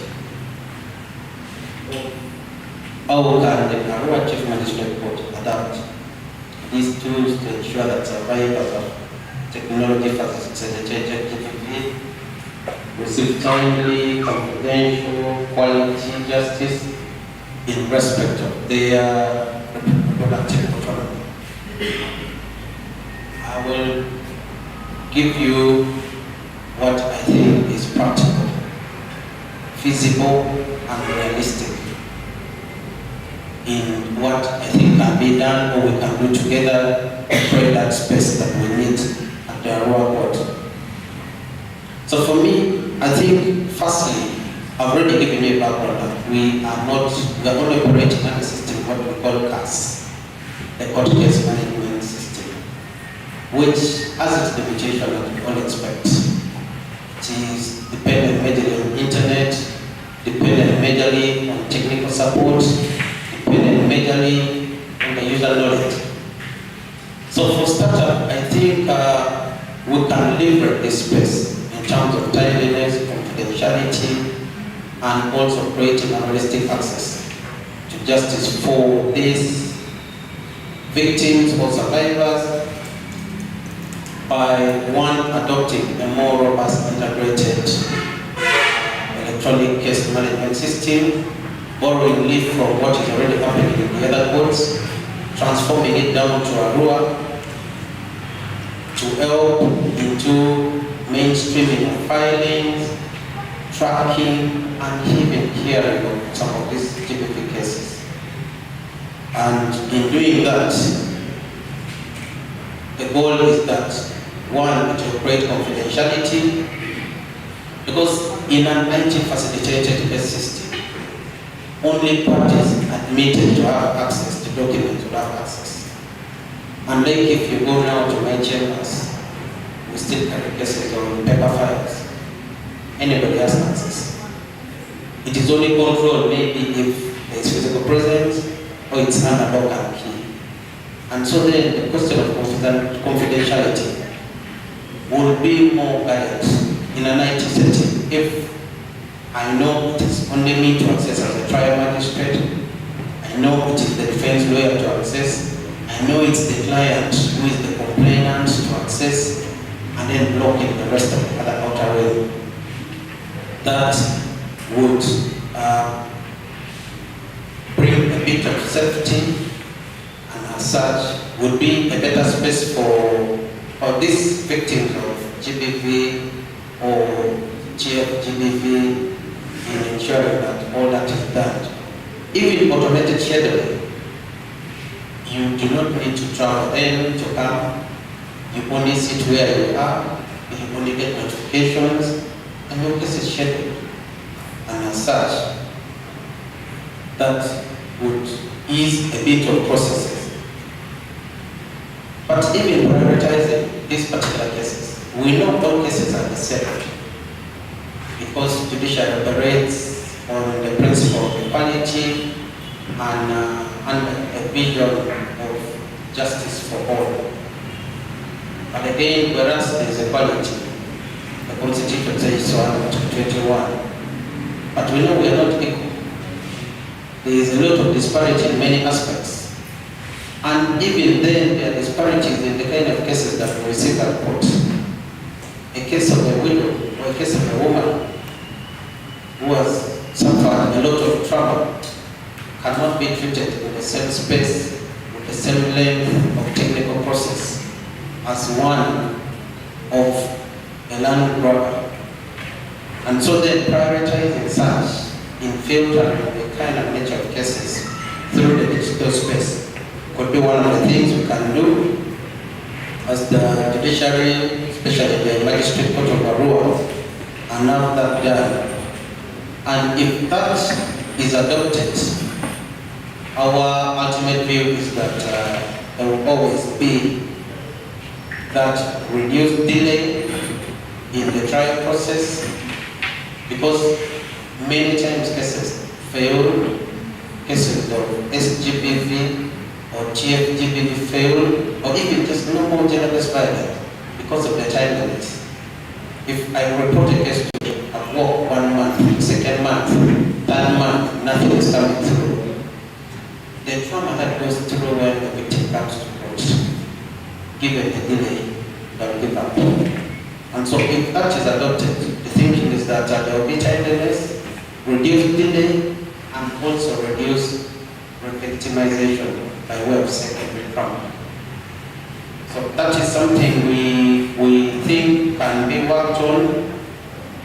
And then apart from that, we also, where technology is embraced, then it is evident that you can run a virtual court hearing or virtual space where you don't need to come to court. You only log in at your case time. You don't need to meet your perpetrator, and then you are just court compliant. And that offers you safe space. You allow a free will to speak without fear of being either re-traumatized by the sight of your perpetrator, if I may use that word. And the greater view would be the protection of survivors, because they'll feel more safe. If I'm speaking from the comfort of my bed, certainly I'll have the confidence to speak, to relate, to testify, than when I am standing in the dock. I don't know how many of you have been in the court hall and you understand the court setting. You are complaining, you're standing here. Your adversary who has tortured you but is standing and you're facing eye to eye. You can imagine. Generally, court is a very intimidating space for many people, not just women or survivors of violence, but everybody. So you can imagine such a tense environment and the feeling that somebody may go through. Certainly the quality of what they will tell us may not be the best. And therefore, a virtual system where you don't need to come to court, or you come as and when you need, or as and when circumstances permit, would help in reduce trauma, protection, and then confidence in testimony, and all of that, in our view, will uphold, the integrity of the trial, but also the effectiveness in terms of the result delivered. And the other thing is that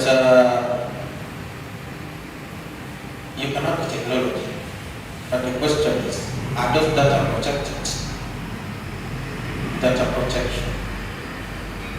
We can have it, but is it protected? Then do we have that robust control to protect data of those who come in as victims, those who come in as complainants, or even those that we complain against? Because if at filing in the morning, before you leave the court space, already what you file is on social media.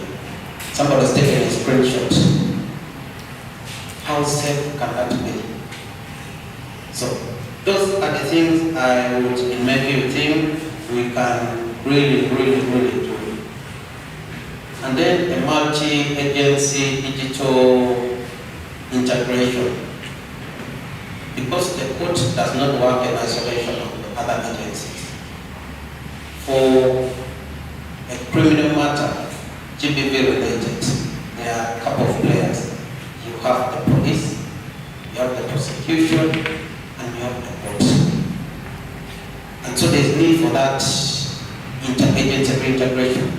But if the court is already embracing technology, how about the police? How about the prosecutor that look at direct investigations through police and sanction the files and bring the files to court? So if there is still a gap between court and the other agencies, then we'll be wasting a lot of time. If you can only imagine, if you are reporting a matter of a team of IT related at a station in Omopo, in Jericho, or at a station in Nigeria, in a rural district, or you're reporting it in one of those police posts, say one in Maracha, are we sure they have the capabilities to even cause credible investigations? Even if they attempt to do, will there be quality in what they'll bring forward? Would then that translate into evidence that would warrant a conviction? So there's need for that robust joint approach from all the sectors for that to happen. Of course, we are aware of all the challenges that comes with technology, where technology requires trained, skilled personnel, which we may not have it, where technology requires power, internet, and all of that. But in my view, I think as the court, you can only harness confidentiality, access to justice in terms of timeliness, and the quality of justice that comes from the court if we embrace the digital space and approach that and then do the things I have highlighted. I think that is all I can say. Thank you.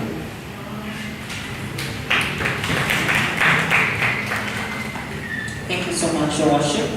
I'll go to the next question. We shall take questions from the gallery at the end. On overcoming digital evidence bottlenecks, deliberations from the 2025 Women's Parliament highlighted that investigators often face uncertainty in collecting and presenting digital evidence, which frequently leads to the dismissal of technology-facilitated gender-based violence cases in court. From your perspective on the bench, what specific judicial reforms or forensic resources, such as the regional digital forensic lab, are most critical to ensure that crimes like doxing and sextortion are prosecuted effectively?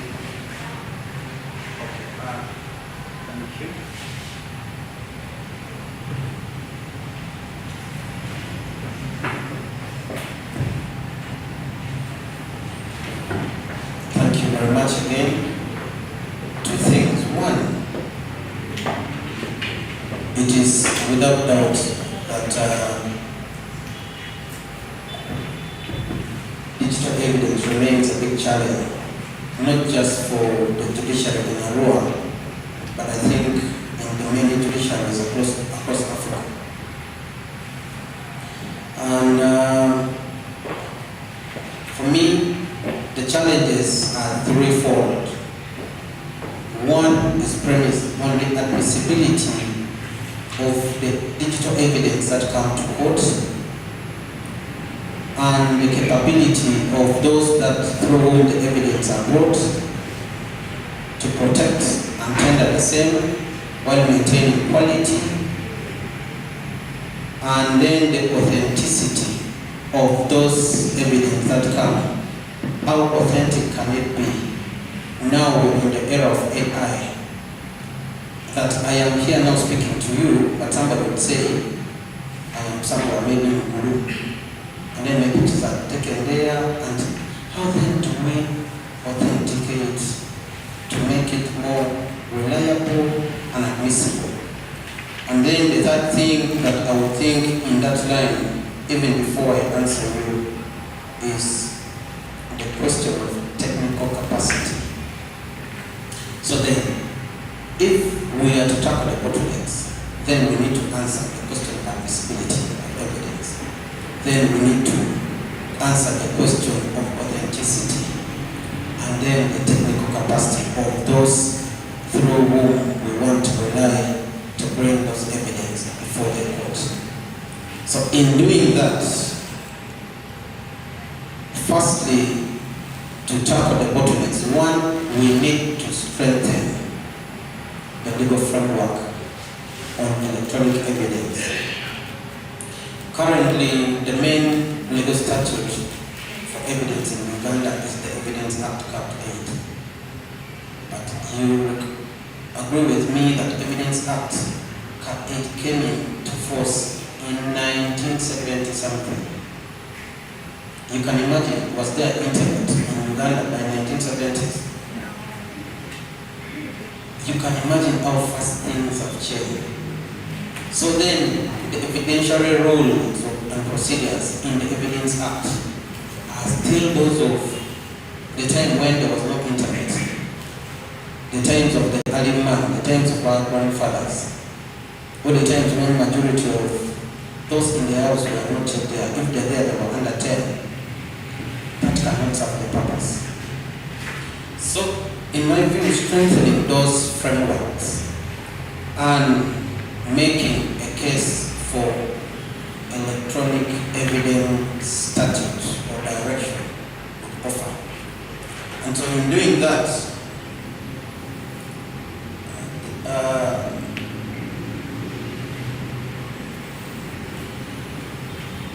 enacting directions and guidelines on evidence, electronic evidence handling will do. You are aware in 2022, Parliament of Uganda passed the Computer Misuse Act. Do we know where that act is?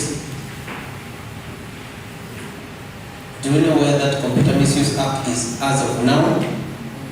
It is in the bin. Why? Because the Constitutional Court quashed the entire process. And therefore, if we want to talk about computer misuse and abuse or crimes related to computers in Uganda, now we don't have a specific law, because that law has been quashed and set aside for being unconstitutional to the extent that the procedural requirements that Parliament ought to have done was not done. So as of now, you cannot charge anybody, even if they, go into doxing, share all of that about you, you cannot go under the Computer Misuse Act. So then you're forced still to go under the old archaic Penal Code Act, which is not specific on technology and electronic issues. We have what we call the Electronic Transactions Act, which seemingly provides for procedure for admissibility of electronic evidence. But again, that is not specific. The intent of that law then was to facilitate ease of transaction in commercial dealings. That if I am buying a vehicle from China, I don't need to travel to China. I can sign from here electronically, it goes, and then the contract will be concluded. And then the question of admissibility of those things that go online was only limited to commercial transaction. It does not accurately cater for the other bigger space. So the first thing forward is having a reform, a legal reform in that aspect to make a more focused electronic evidence compliant statute or directions that would reduce the bottlenecks in my view. And then the other thing is coming up with standardized guidelines for admissibility of all electronic evidence. And in doing that, it should clarify on the chain of admissibility. If you've been harassed online, the mode and manner in which you pick that WhatsApp communication, download, transmit to the investigator, who is the police, who then take custody to make sure that it's kept intact until it comes to court for trial. There should be that standard guideline that we know if the chain is broken, then that will not be admissible or reliable upon. But as of now, there is no such guidelines, and until then, we keep, relying on best practices and borrowing things from other outside space. But if we could have that for our practice within the area or within our jurisdiction, that will offer something credible. And then the other thing to reduce the bottlenecks is training, capacity building. We may not all be computer compliant or IT compliant. We may not be. And I told you that if you want the police in Jericho, you want the police, say within the Arua district, to investigate online harassment, do you think they have the technical capacity to do that? Certainly not. Because maybe he's even not computer trained or computer literate. He can hardly open a computer. And then now you're asking this man to go into deep investigations online. That cannot work. Same applies to the sister forces with the DPP and then the courts. So if an robust holistic training into the digital space can be conducted, then a number of these hurdles and challenges would be reduced for a more sustainable and result-oriented court process. And then a fast-tracking procedure. How best that these cases, which are time-bound, that can reduce the level of delays that ultimately frustrate persons who come to court, who come to follow up their matters. We've seen the most recent, celebrated mobile court done in Uganda is the one that is ongoing with judgment coming tomorrow, the one of Okelo at Kaba. If you are a victim of such an online assault, do you think a space of 1 month, of 1 week, is not good enough for you to, emotions are still there, you're ready to, memories are fresh, you can still testify. Quick, short process by obsession that can get us the result we need. And so that is also something, in my view, I think we can adapt for specific TF-GBV cases to have the result that is more fulfilling but also rewarding. And then, as everybody mentioned, Esther and Fred, and also our moderator, the technology companies control so much. And we can also gain so much when we collaborate with them. And so then the next thing should be an all-round collaboration with the technology companies to help us, the telecom, the social medias. They can help in terms of giving us timely production of evidence that we need, production of data of those users that we are looking for, and that can offer some bit of solution. So I think those are would be fixed, and that can offer some bit of solution. So I think those are would be fix these legal loopholes to ensure that justice delivery is truly people-centered and protective of the bodily autonomy of all women, regardless of their socio-economic status. Thank you. Rightly stated. Most times our existing legal framework fails to protect vulnerable populations. Most times. And sometimes it even criminalizes them. And that's how sad it can be. That's why they tell you that law is a double sword end. You get it from here, you get it from the other side. So you can use it as a shield, but it can also turn back to you. And so then, our best would inclusivity be done in the legal space? For me, from the court perspective, there is what we call judicial activism, of being able, a judge or a magistrate being able to interpret the law beyond the letter of the law in the statutes. That looking at the law, looking at the intention of the framers, not what it is stated.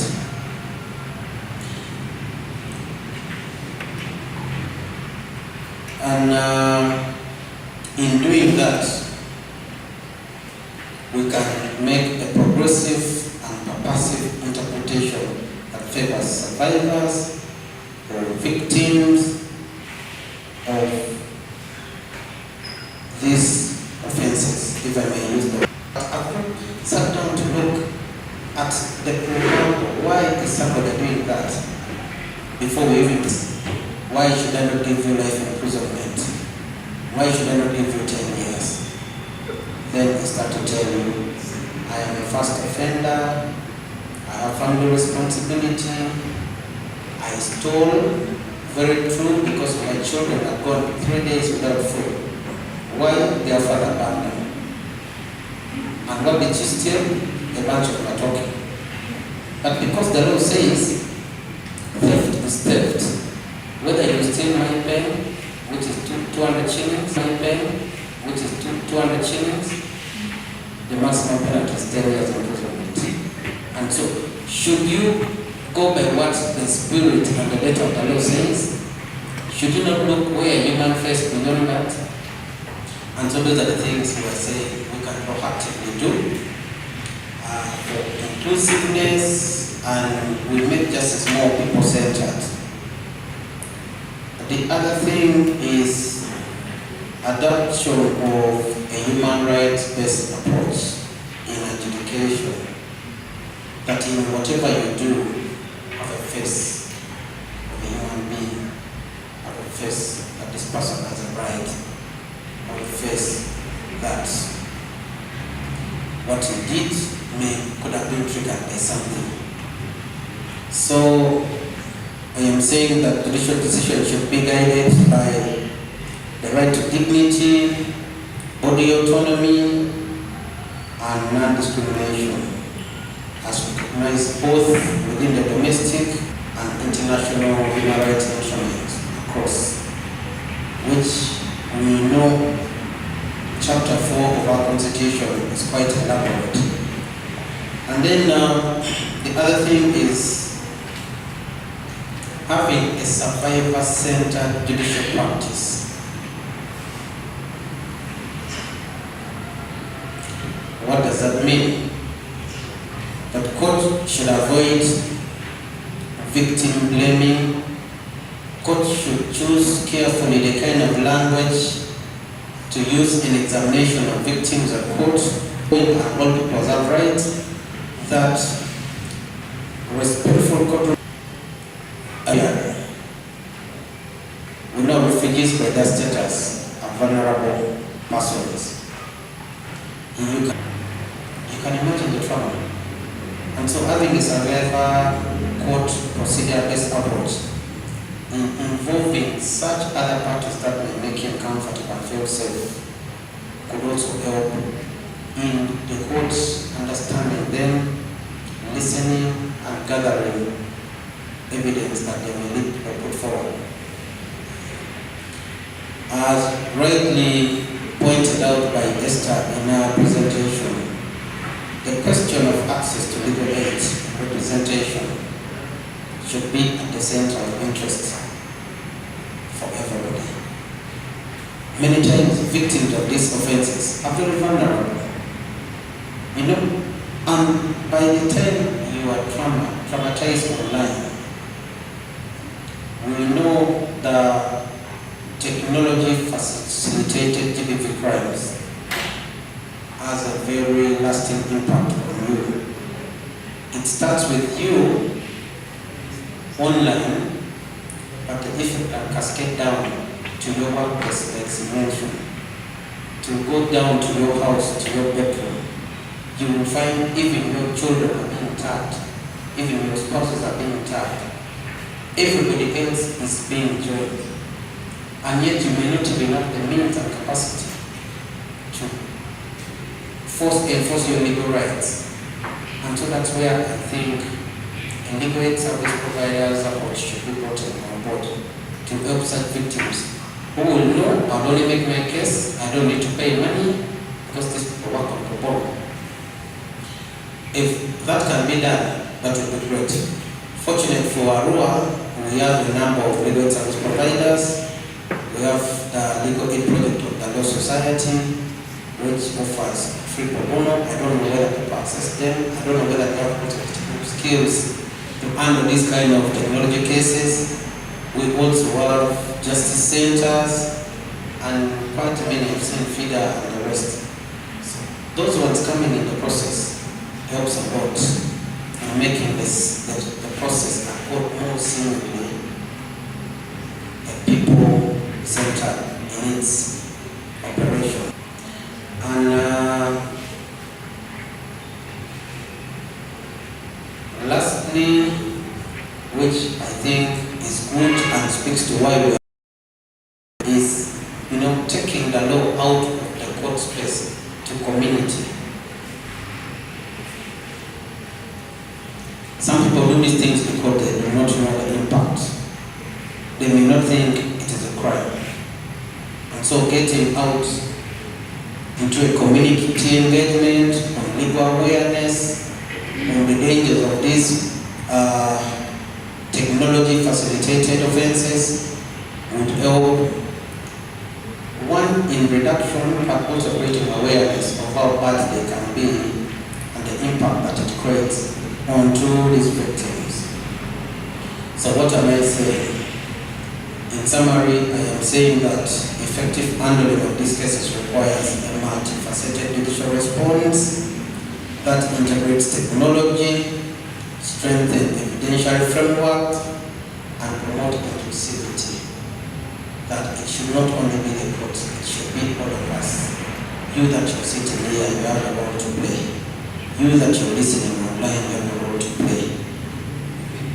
Even the police who handles the other bit of investigations have a role to play.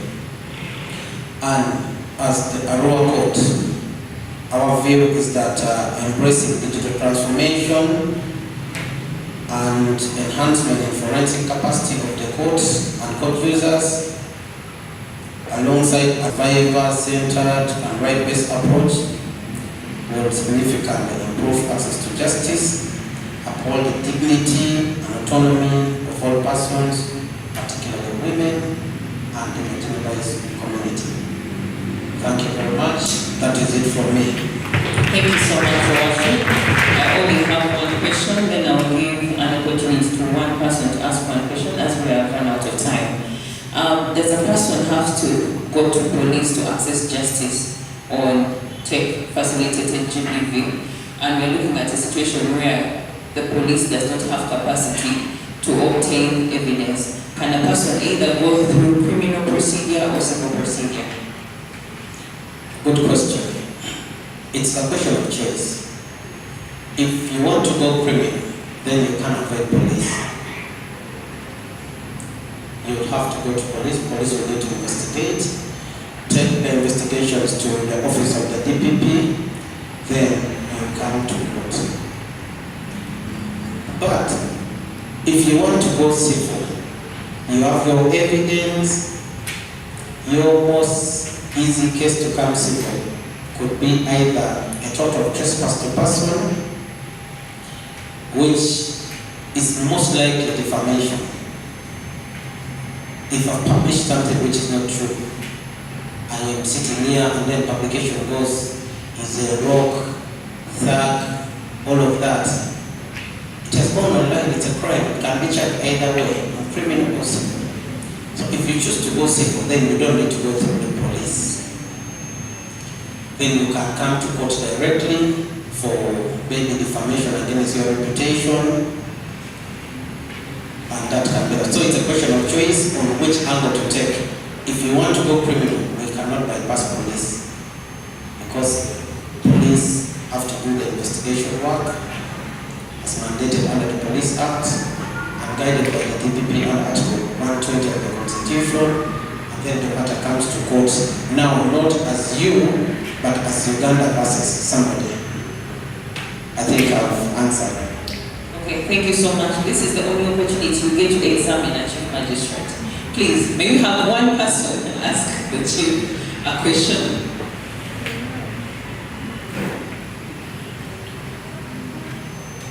Thank you so much for giving me the opportunity. I remain again Srhr. I work in Nagorno Center.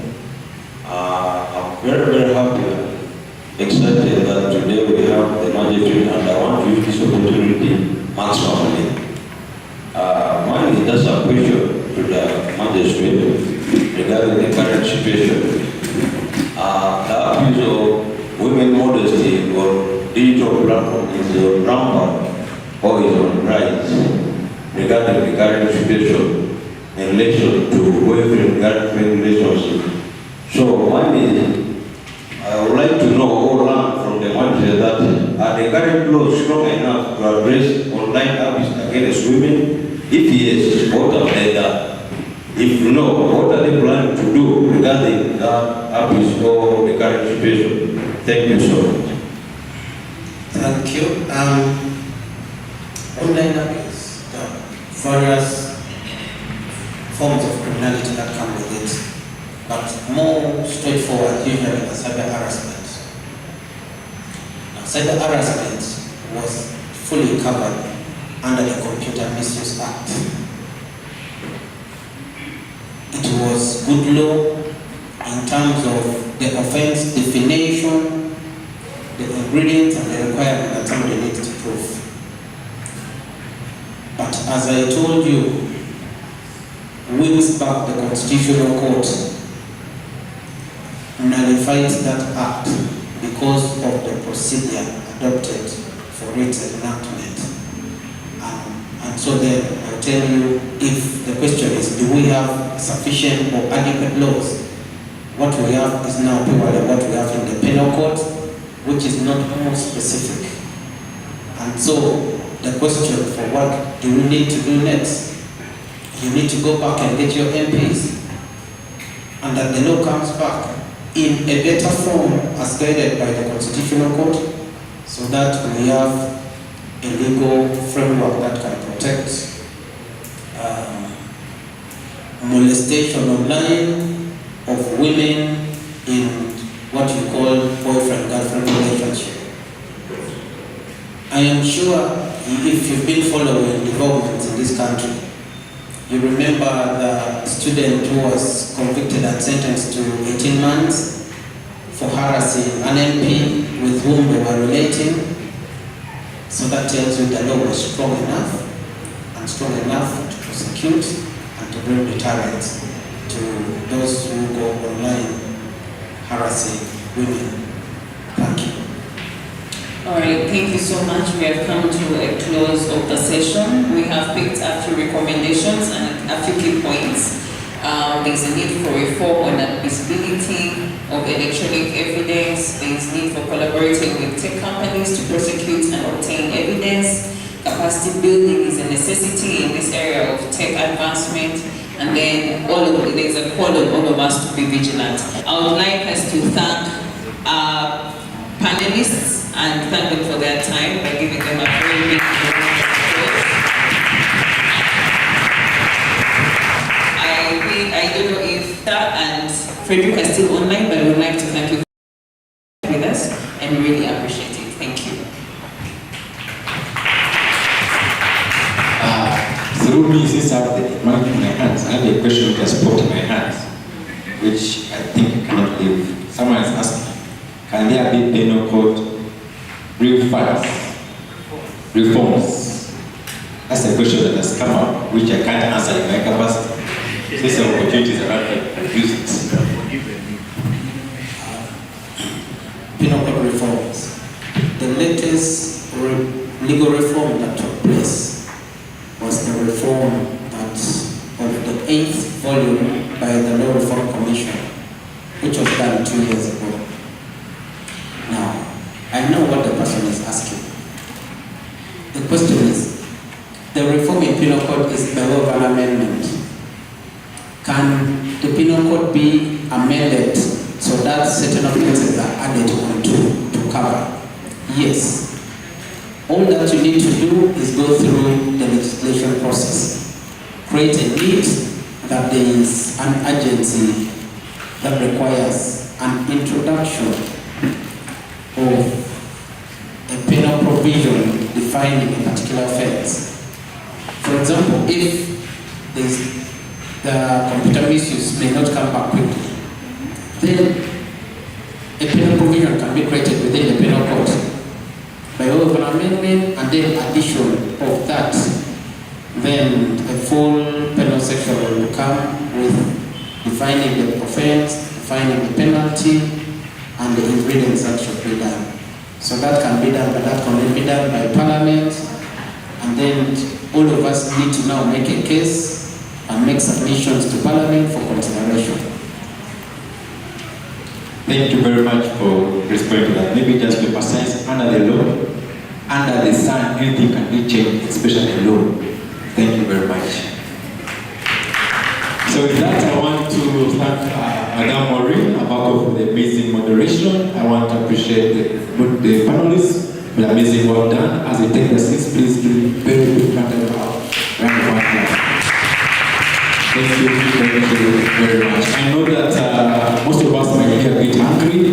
Our break tea is ready. We shall be going for break tea. Hopefully by 12:30 we should be back here so as to be able to conclude with the remaining events for the day.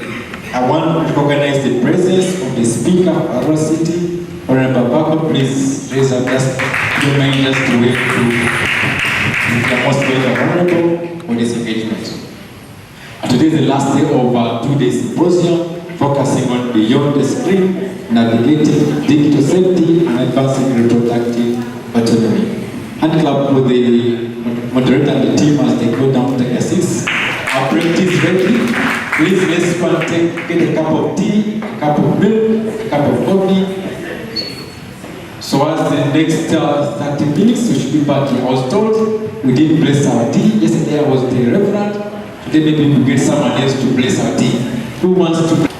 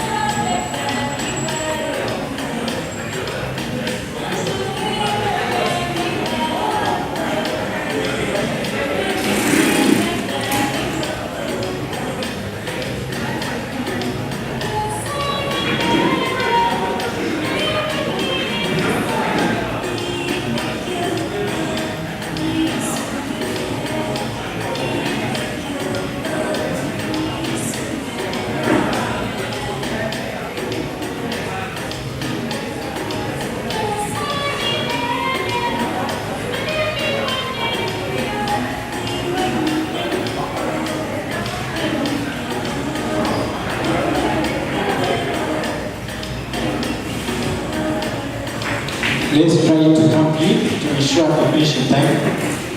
Let's try to get back into the room. Today is supposed to be half day, and we want to respect that because many of us have a lot of engagements to do. And lunch is ready, I've been told. So let's try to be back to the wall to ensure that we kick off the last part of the program. We shall be launching a new project. We shall be hearing the recommendations that have been generated since yesterday. We shall be getting commitments from our leaders, but also ourselves. And we shall close with close remarks to the guest of honor. So that is the short program that is remaining. Our hope is that by 1:30, 1:45, we should be able to complete with the last part of the program. On behalf of the we still thank you for being part of the 2-day symposium. We hope that we learned one or two things, but most importantly, we hope that we shall take back to our offices, to our phones, to our homes, the lessons we picked from the symposium, focusing on beyond the screen, navigating digital safety and advancing reproductive autonomy. For those who were there in the morning, we had a panel discussion focusing on the digital security protocols, combating online gender-based violence. We had the High Court Magistrate for Arua City. We had an IT specialist. We also had someone who is working on digital integration at Google joining us for this session, which was ably moderated by Abako Moreno. As the team gets full, we shall be inviting another Abako. So far I've talked about 3 Abakos, I'm getting confused. So that means Abako is a very common name within the region. So this is Abako Genevieve from Furniture, who will be taking us presenting the Safe Spaces, Safe Futures project. And we shall also try to launch it as part of this 2-day symposium. So as our colleagues come in, we want us to give a hand clap for Genevieve as she gets ready. She's looking at me, I don't know whether she is. I'm talking about Genevieve, not Abako now. Abakos are very many, in fact, limit the usage of Abako to focus on the other name Genevieve, so as we are not confused. So Genevieve will be presenting the Safe Spaces, Safe Futures project, but also we shall try to official. This presentation is also a form of officially launching this project amongst us. So we are all witnesses for the official launch for the Safe Spaces, Safe Futures projects. We should start clapping for Genevieve as she takes the podium. Let's clap for her as she comes. She's taking longer than expected. Until she reaches here, let's keep clapping for her. We continue clapping until she reaches here. She has now arrived. I know we shall stop.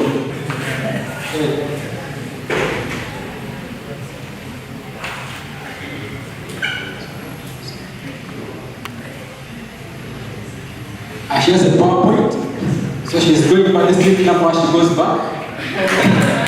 So she comes back early. We don't want her to punish us for clapping more and more. If you don't clap, she's going to take her time. That's the problem. That's why we need to clap for Genevieve to ensure she gives time. Genevieve, all these claps are yours. Genevieve, these claps are all yours to make sure that we're able to. People are getting tired generally. Let's try to keep it tight. So she'll be presenting the Safe Spaces, Safe Futures project, which is in line with the theme for the symposium. Genevieve, I can help you with that. Genevieve, please come and take the podium. I can help you with that.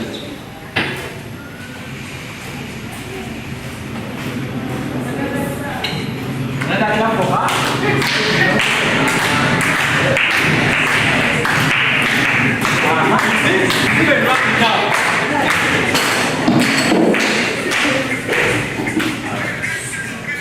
you so much.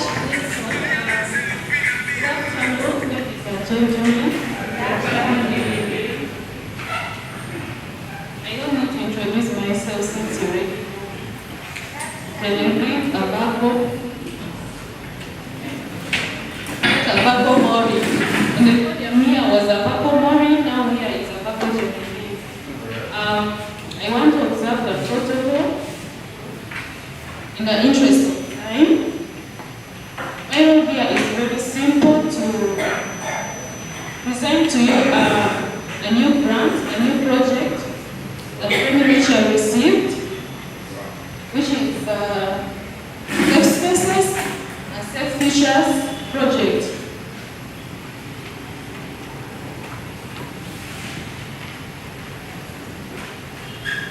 Samson, I will request that you move with me.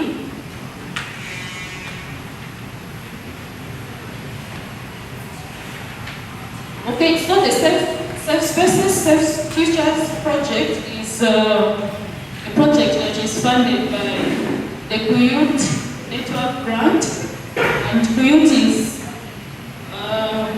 the network grant is a very short-term project-specific initiative that is designed to support feminist networks in building robust infrastructure for crisis preparedness. And specifically, on this project, Kuyut collaborates with the Association for Progressive Communications, that is APC, and the NUOM grant that targets the intersection of technology safety and community-led activism. This project is going to run for 6 months in Arua City here. It actually started on the 1st of April, and it's going to end on the 30th of September this year. It's just a short grant. So in this project, we have specific stakeholders, and these stakeholders have their different responsibilities in this same project. The first stakeholder is the APC and the NUOM fund that provides the grant through the Kuyut Network framework, and they facilitate the global connection between the feminist state movement and localized activism, ensuring that grassroots voices have the resources to build safety infrastructure. And on the other side, we have Feminature, who is the convener and who practices the coordinating bit as the secretariat and manages internal controls, handles resources allocation, through collective budgeting, and leads technical capacity sessions for the network members.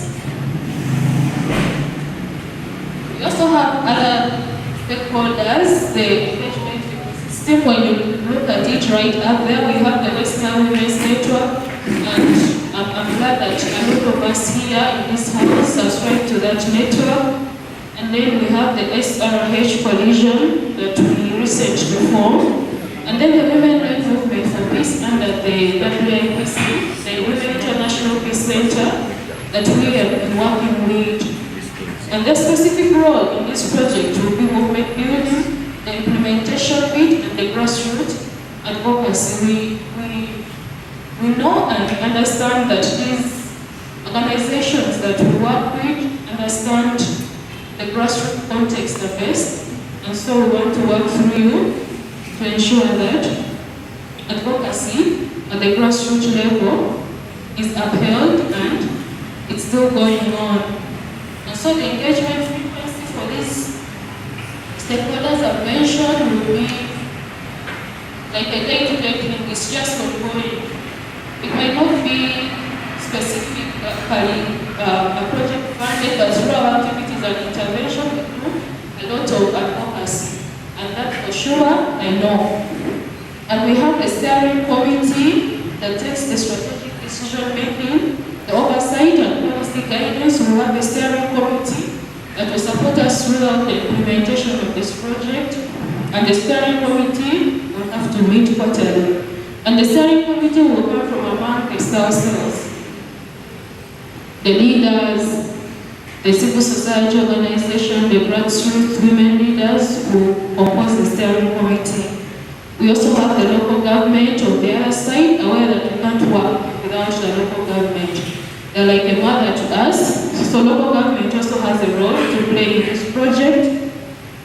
And their specific role is policy target for recognition of facilitated, technology facilitated GBV.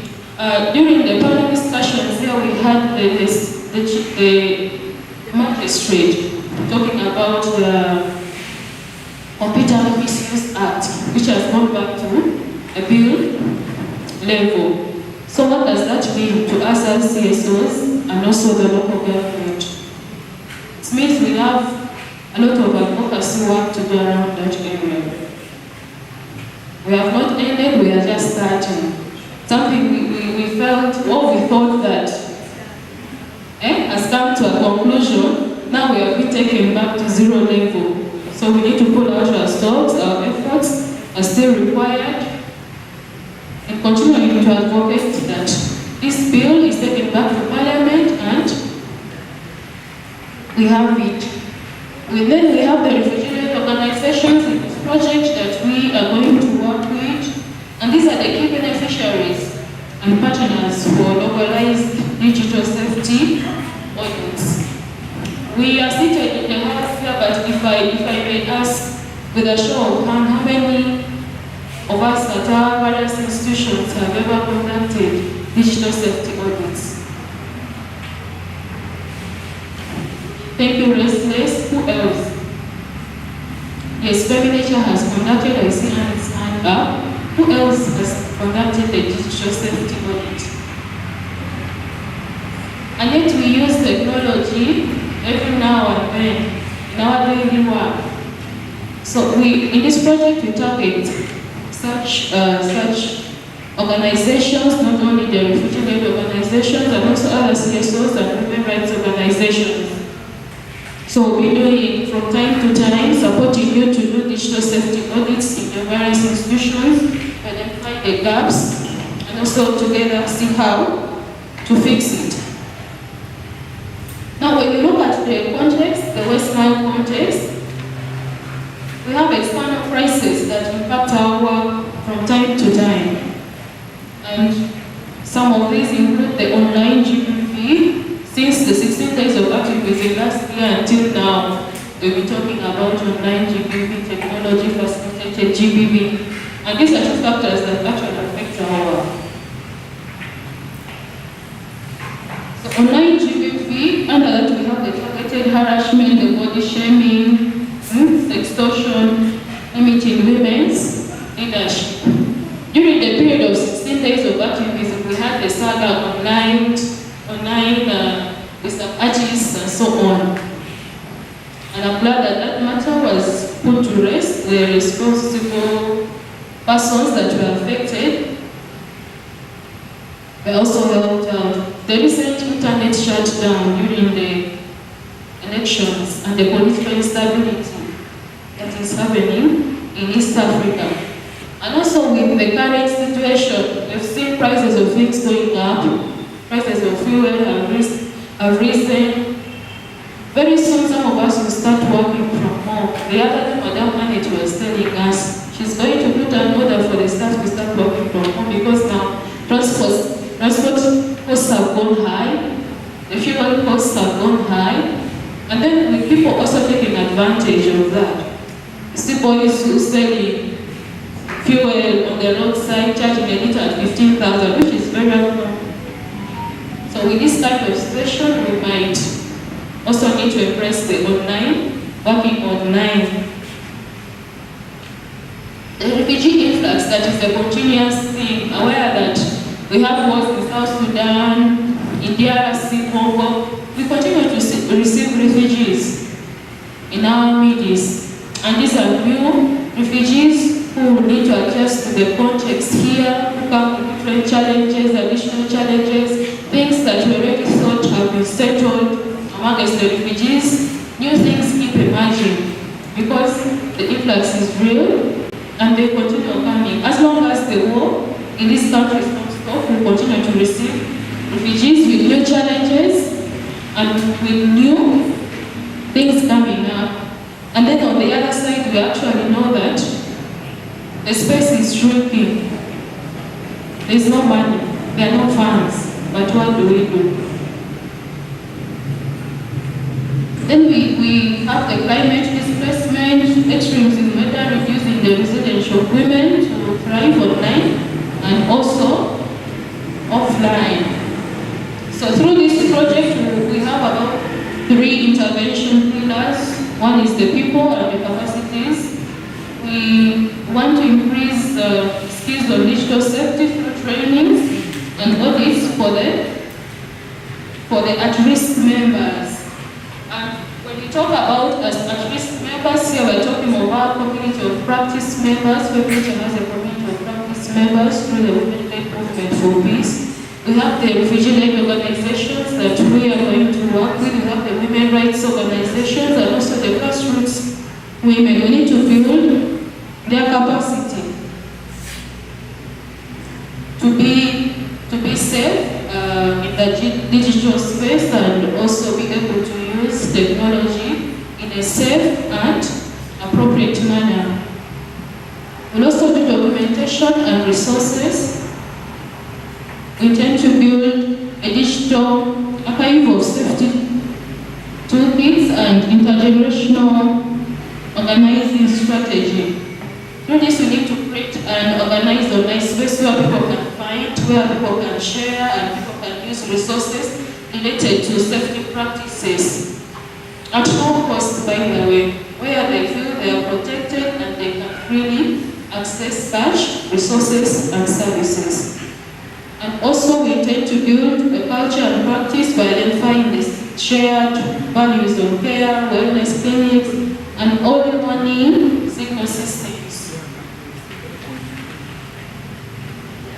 So what strategy are we going to use in this project?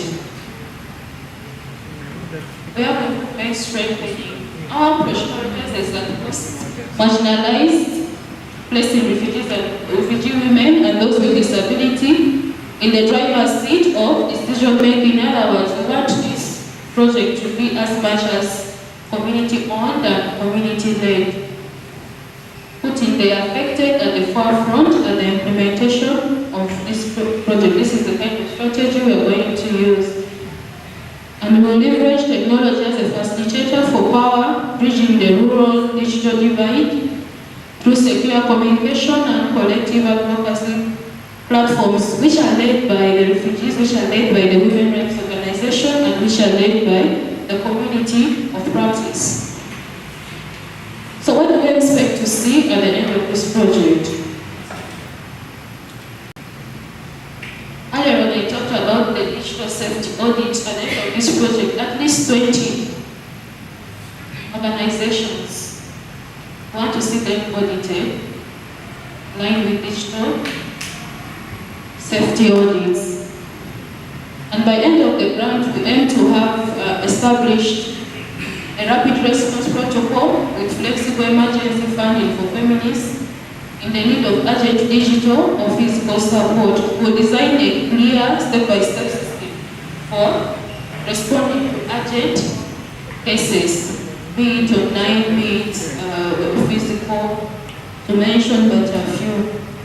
At the end of the project, we also expect to launch a digital safety resource center, the one I talked of, where people can actually access the safe and online safety toolkits, even going up to the extent of localizing them, translating them into a local language to ensure that at least that grassroots person who doesn't know how to speak English and is unable to access such resources has the opportunity to actually look through these resources.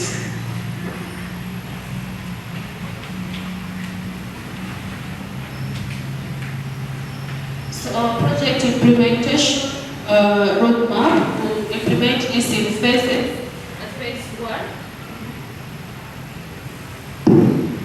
At phase 1, one, we will do audits, digital security audits for poor constitutions and to identify how vulnerable they are, to assess their risk, and also recommend measures for improvement for such constituents. And we know that as institutions, we have so many spaces that we interact with digitally.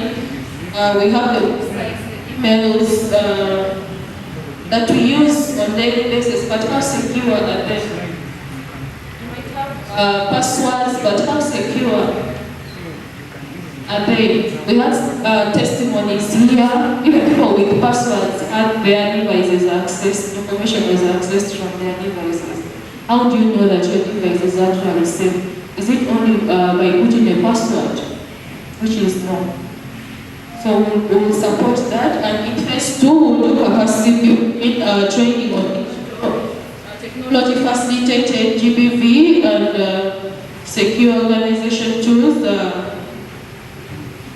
For example, like digital self-defense and account protection, responding to TFGBV, safer social media practices, secure data handling for organizations, and digital safe spaces. In phase 3, we will do more advocacy in this project. We had about this act again.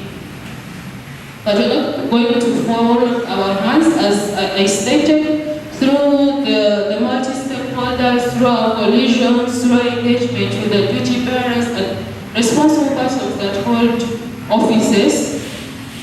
We'll do a policy dialogue.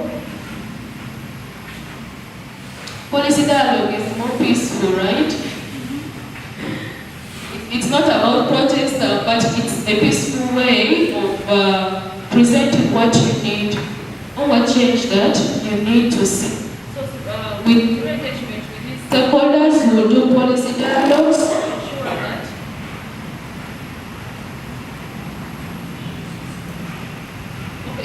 to help us at least bring this bill back to the table. We have our MP. It's the time to work this out with the newly elected MPs, the stakeholders that are going back to office. It is the time to work. We're not going to fold our hands, but to engage. And policy dialogue is not a one-day. We cannot do policy dialogue and achieve it in a day. Even beyond the project, we continue to advocate and engage these stakeholders until we get what you want. Some policies or some advocacy works take 20 years, 10 years. But that does not mean that we stop on the way. On phase 4 of the project, we will launch a resource hub and rapid response protocol.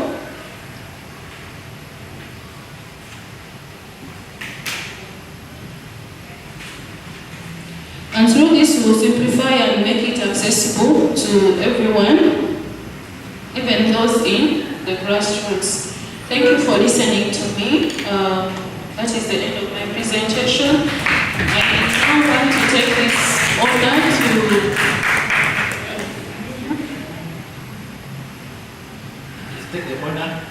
I take this honor to invite Nixon. Thank you. Thank you very much. Let's give a big hands up to Genevieve. Don't take your seats, Genevieve. Maybe any questions, Genevieve, about the project before we officially launch it? Anything you want to know that's not clear? Any additions? Any additions to the project before we officially launch it? Harold was just to give us something about the project.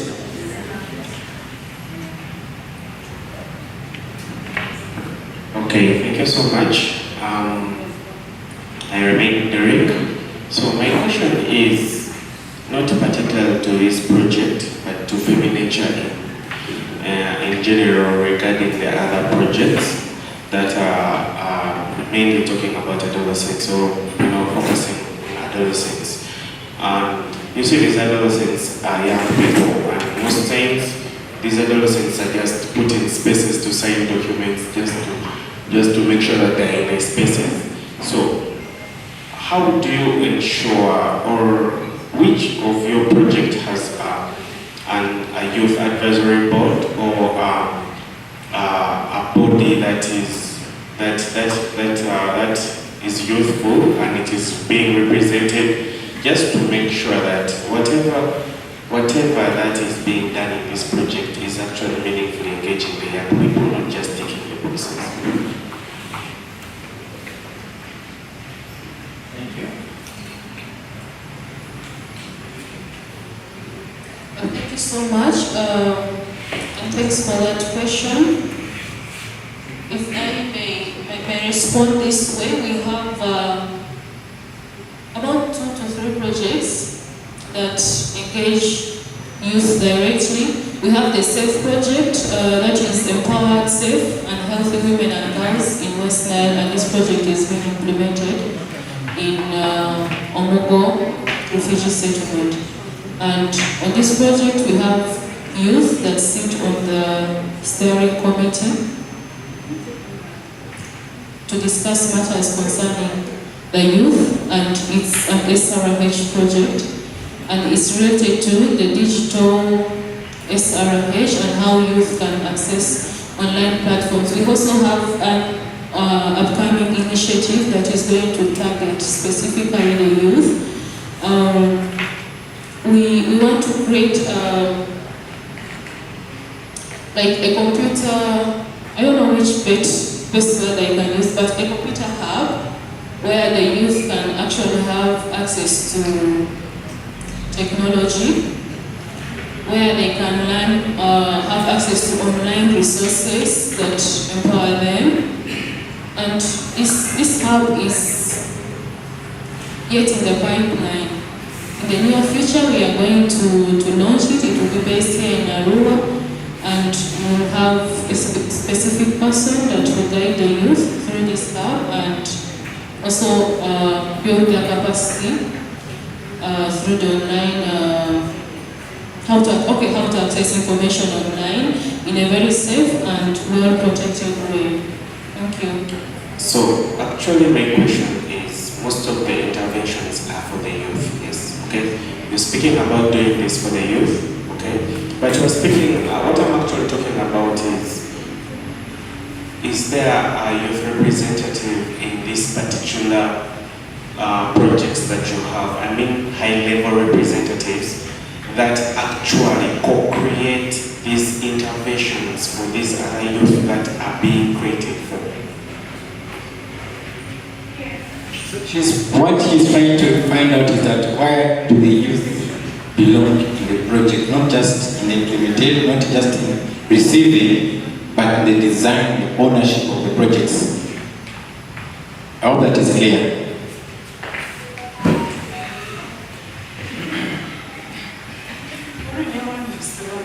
All right, thank you very much. Maureen put her hand up on my behalf. I don't know how that works.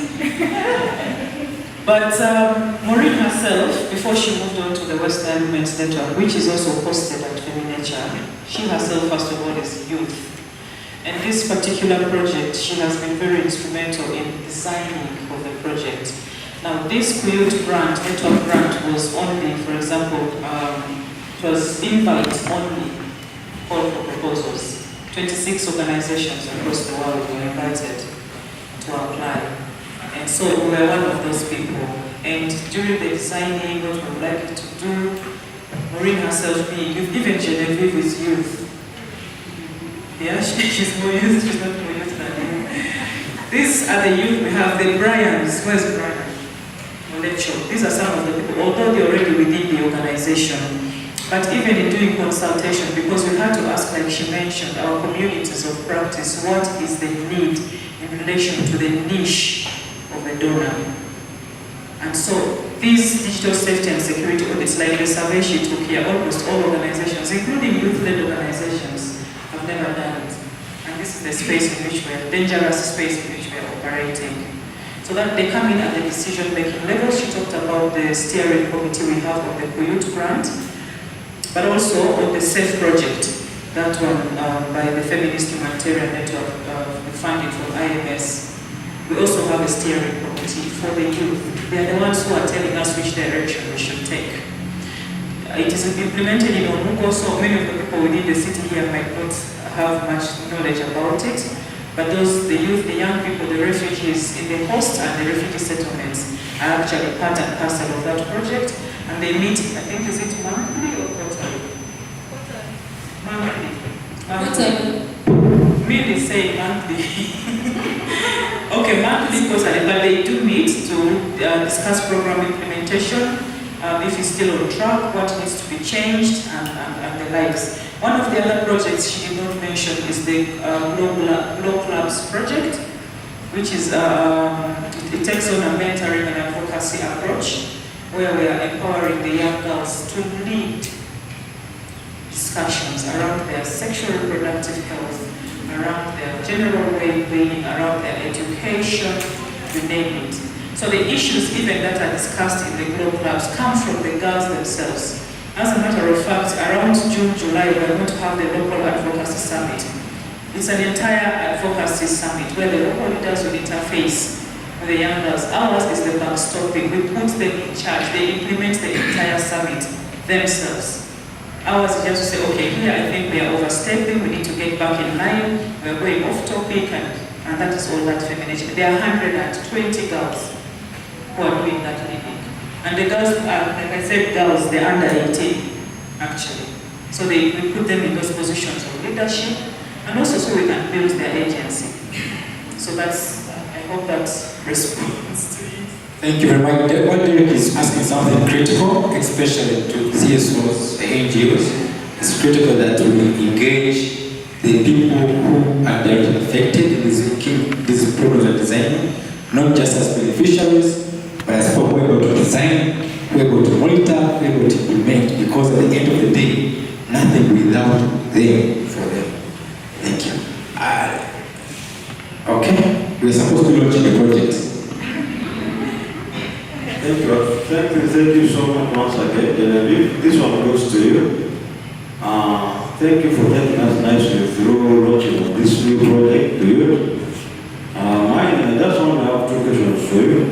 I would like to know the target of the age groups the project is targeted in terms of the age, or in terms of gender also. I would like to know the percentage of girls to boys in the project. Thank you. Speaking like an M&E officer, which is okay. Thank you very much. Mine is related to leveraging the available, I should say, a computer hubs, the hubs that are available, I should say in Aroa, but also in Orogo, by other partners. How can we collaborate to see that maybe if these other partners have scaled down, and here we have a new project, probably targeting the same category of participants, how can we leverage so that we don't overhatch on the resources, but instead increase sustainability of what is available and enhance impact on ground? Thank you. So I would invite Genevieve to respond to those two questions, and then also invite our speaker to officially receive the project on behalf of Arrow City as part of the law. Genevieve, please respond to those two questions. Then I will invite your namesake, Honorable Vako, to officially receive the project and have a picture to launch it. Thank you. Respond to the two questions. Thank you so much. I see Annette's hand is up. I think she's itching to say something. Let me respond, and then maybe she will also. Before Christine finished, Annette's hand was already up. I think she wants to speak to that. But concerning your question, Feminature is a women-led organization, and so most of the percentage will always go to women. We do a 70-30, 70% women, it doesn't matter the age category, whether women or youth or a girl. So 70% goes to them. And then the 30% will go to the men, the boys, the men, the youth, who are men. And then concerning the specific targets, I remember mentioning them here. We have our members, the community of practice, some of whom are here with us. We also have our coalition, we have the Western Women's Network organizations that subscribe to this, and then also the youth that we are already working with, the Global Blog Girls, the youth under the SAFE project. We also have youth under the Gender Equality and Resilience project. Not even forgetting our widows that we work with under the Gender Equality and Resilience project. And even WVA itself, which actually has established clubs, SRH clubs in schools in Manio Okolo. Thank you. Thank you. Have you been responded to? Thank you very much. That shows that affirmative. I would want to invite a speaker to officially receive the Safe Space, Safe Futures project from Feminist Chair as part of the project launch. Thank you very much. Okay, before we do that, it appears we wanted to be up here. So up here, so you can see my face well. Like he mentioned, the project, like Nixon just said, is safe spaces, safe futures. It's not Kuyut. Kuyut is the network through which we are receiving the funding that comes from APC. I am here to respond to what Christine asked about the hub. Now, with the generous support of the Austrian people through the Austrian Government Corporation, of course, which came in as a recommendation, we received equipment, computers, I think 9 of them, that we are going to use to establish this hub. Now, what is the difference, the slight difference our hub is going to have with the other hubs that is there? It's not really much. Yes, young people will be coming to learn how to use computers, how to do business online and all those things, but ours is going to focus a lot more on the software, especially coding. We want to create a space where young people can come and learn how to code, to write code. We know that any application you have on your phone is actually a code. So we want our young people to be able to learn how to do that, to be able to solve community issues and problems. We want them to learn programming, okay? How to design programs online, eventually, hopefully, to delve into now digital safety and security. Partly why actually this symposium, the theme for the symposium is tied to technology, is because we are also in conversations with the same donor to see how to increase interventions on technology facilitated in the Western region. As you can notice from yesterday, we've had very, very few people here. Some came yesterday, by the time we were finishing, half of the room had gone, because many people think it is too much for them to handle, because these conversations have not really been taking place here, and it affects each and every one of us. So this is why we are also, with the generous support from APC through Kuyut, we're also now trying to concentrate interventions on TFGBV. It's probably going to be one of Feminature's new niche area of concentration in the next coming years. So it does not mean the young people who want to come and learn how to just basically use a computer will be sent away, but we want them to be able to learn and then progress into writing of code. That is the essence. Now, how we can work together with them, it is all up for talk. We will come to conversations for partnership. I know Terego was also recently established, I think with support from NRL or some other organization, equipment. They were established in India the other day. We saw it. Arua City has a job center here also.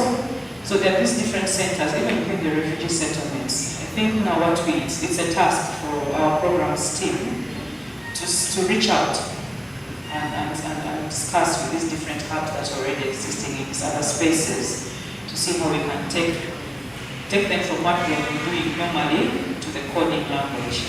Thank you. Please don't call me up again. I'm just putting up the honorable speaker before you leave. I want to call you, I'm just telling you to stay here. So I want to officially invite the honorable speaker to come in front to officially receive the Safe Space, Safe Future project from Femilature, and you can have a picture against it towards it as part of the visual launch. You can take it from there. As camera, let's take it for the purpose of being able to officially show that as an official launch. She's received a map of Arua City. Thank you very much. We hope for us all to gain from this project, from the district, from the different CSOs and the different schools in the community. Thank you very much. Officially, we've launched the Safe Futures, Safe Spaces, Safe Futures project. Thank you very much. David, you can also take your seats at last. We are almost coming to the end of our engagement. I want us to just stand up. We stand up, we breathe in, we stand up, we stand up. There used to be a man called Fajil Mandi. Who knows Fajil Mandi? In Fajil Mandi's session, before you leave, you are going to source sweat. For those who know Fajil Mandi, those of us putting on course and throw them away, but because I'm not Fajil Mandi, we shall not do that. Just breathe in. Breathe in, keep it there. Breathe in, keep it there. Out. Again, breathe in. Keep it there, out. Let's take our seats. So colleagues, since yesterday, we have been discussing beyond the screen, navigating digital safety and advancing the reproductive autonomy. We've had a keynote address, we've had a presentation of the findings, we've had panel discussions. Out of that, I've been trying to write down what could be the recommendations from this symposium. What I'm sharing are not the absolute and final recommendations. This is just what I've been able to capture. Are we clear? So I'll be just presenting some of these recommendations for us to look into, but also we shall invite some of us to commit to some of these recommendations. So I request someone to present this, to share my what? A PowerPoint. So from yesterday, second slide, from the findings done by Feminature, next slide. From the findings done by Feminature, it was that 84.7% of the respondents do not use internet for SRH information. But also, there's a clear barrier that because of lack of digital platforms, that's why that 8.7% of them don't use technology. But also it was clear that 83% have never accessed any SRH services online. What does this tell us? Despite of the fact that we are trying to push for technology as a point of reference, there are still a lot of barriers around leveraging technology. Yet we know that we are now living in a global world. Everything is digital. But if at all the people we are supposed to guide or support are not digital, that means they're losing out a lot of data, losing out a lot of resources out there. Because of that, we came up with 9 high-level recommendations for us to look into. The first one is closing the knowledge and access gap for all community members. One, knowledge on how to use the services, but also capacity in terms of being able to access these platforms. I might have a phone which is a smartphone, but I don't know which app to use to access information. I can have a future phone, like a touch, but I don't know that even using U-Report, I can use U-Report to get information. But I have the digital device with me.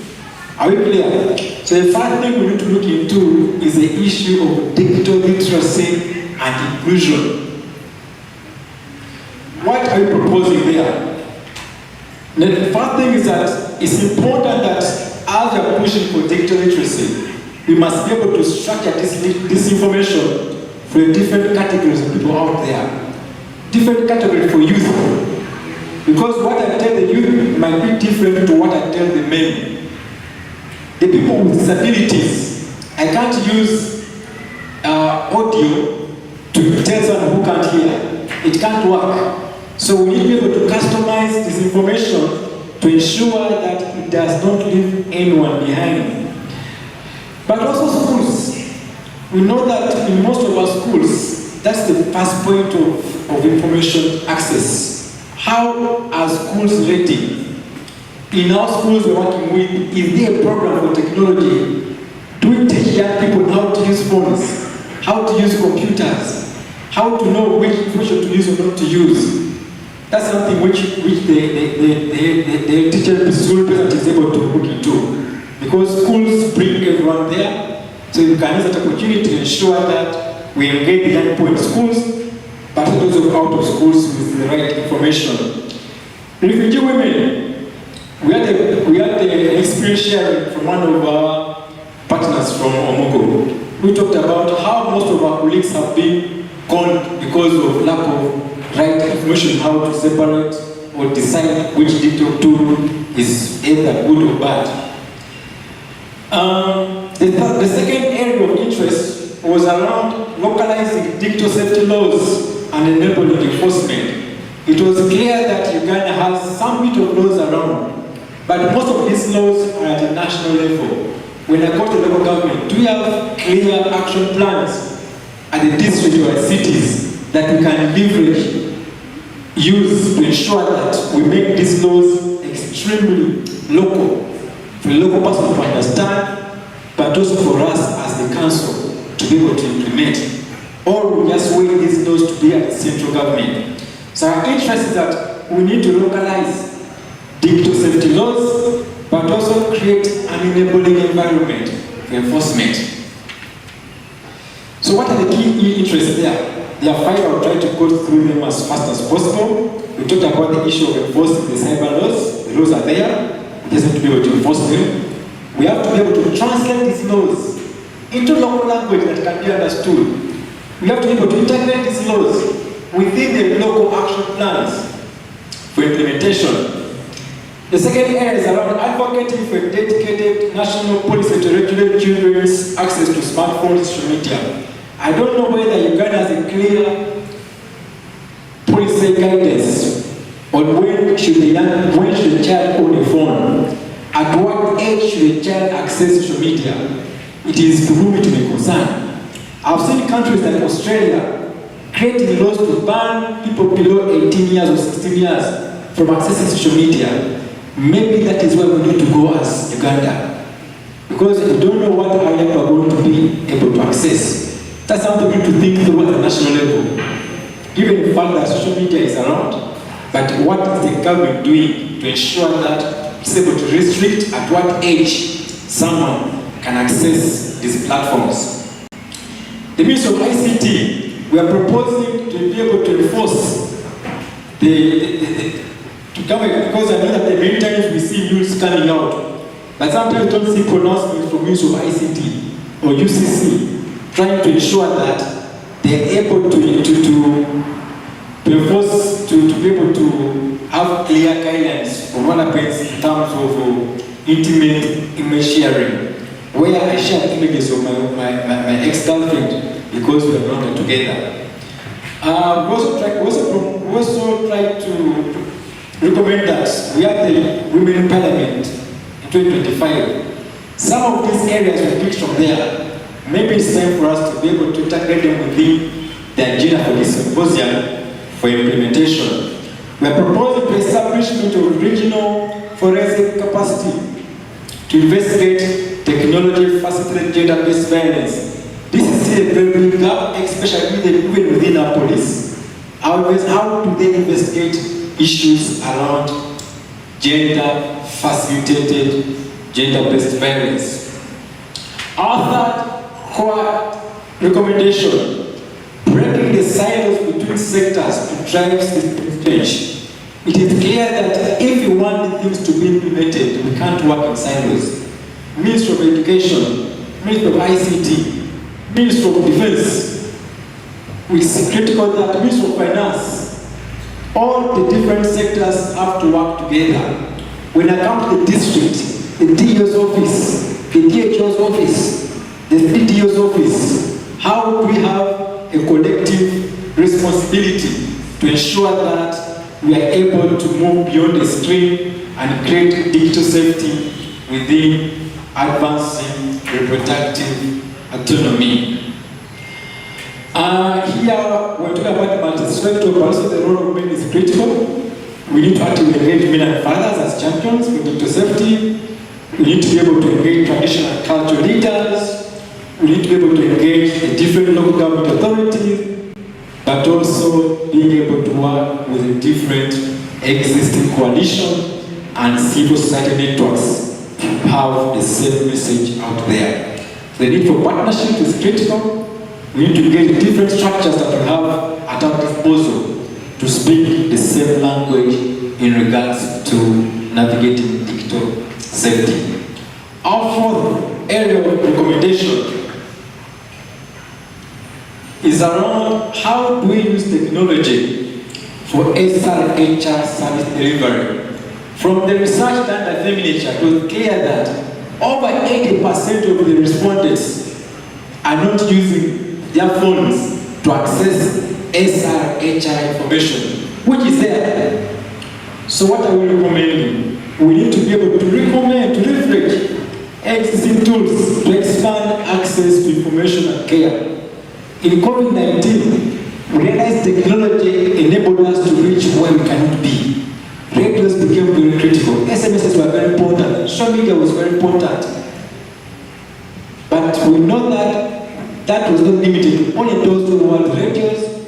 I remember the time where the first lady proposed to give radios to each home. I don't know whether that was done or not. That was a proposal. But it shows the importance for us to be able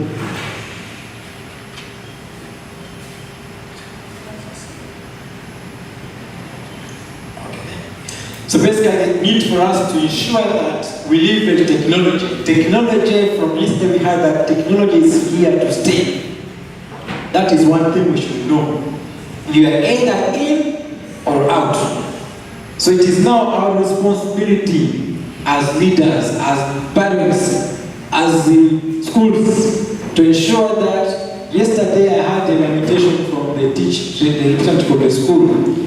Other people are using phones to access information. But in our schools, we are trained from using computers for information. At the end of the day, the ones that are using laptops are at a better level than you who are still analog. Are we clear? So it's critical for us to ensure that we leverage these tools. UNICEF has been using U-Report, but I don't know how many of us have used it. How many of us have promoted it within our different spaces. Yesterday, Oxfam presented about the different innovations they are trying to put in place in line with technology. So it is our mandate as people in this room to integrate technology in what we do. We want to appreciate Feminature for being deliberate in terms of you doing proposals focusing on technology usage within the work they do. I've already mentioned most of the things around this. The issue of using accessible media, radio, SMS, television, that is accessible. How do you use SMSs? We talk about being able to do what? Deploy safety digital tools, that is clear. The fifth area of interest of recommendation is addressing the financial risks of digital exclusion and vulnerability. What did we learn? We learned that over, I think 30-something% of the respondents could not access digital tools. No phone, even a smart or an analog phone. No laptops, no internet because they have no money. But also we learned that because of being poor, it is going to lead to issues of sextortion, whereby I won't sleep with you, I know we are going to get your video. Because I'm poor, I become vulnerable to digital what? Online abuse. Are we clear? So we need to address these barriers. We had 4 high-level proposals. One is that addressing the economic barriers, because poverty alleviation is one of the areas we can use to ensure that many of us are digitally included. Because if I'm poor, I can't buy data. Can you buy data if you have no money? Can you buy data? I know some people prefer to buy data in food. I'd rather have data than food. I know some of us are like that. I have 1,000 shillings in my pocket. Instead of buying water, I'd rather buy what? Buy data. It happens a lot. And if I have no data, I go to my boyfriend to get data. When I got my boyfriend, my boyfriend is going to do what? To give me something for that data. At the end of the day, the cycle does what? Continues. So poverty alleviation is one way we are trying to ensure that many young people can be data included. There's one of, at our initiative, there's one of the women who have been supporting. From her business, the first thing she did, she bought a smartphone. And she's very happy because she's now using it to do her marketing. Deep in Tara County. She's in a group, she's the owner of the smartphone, and she's a point of pride to her members. She bought a smartphone. But she's using that as a way of trying to connect with her clients. So basically, because she has a source of income, so let's try to ensure that we integrate technology within our poverty alleviation programs. Number six is something which I preached today, in today's session, the issue of data minimization. Collect only what you need, protect what you hold. This goes to M&E visas. I come up with an M&E with 100 pages. What am I collecting? We collect too much irrelevant data. It happens a lot. Well, when were you born? How old is your children? That is too much. I just know about you. Let's not collect what we don't need. Are you getting it? But also protect what you hold.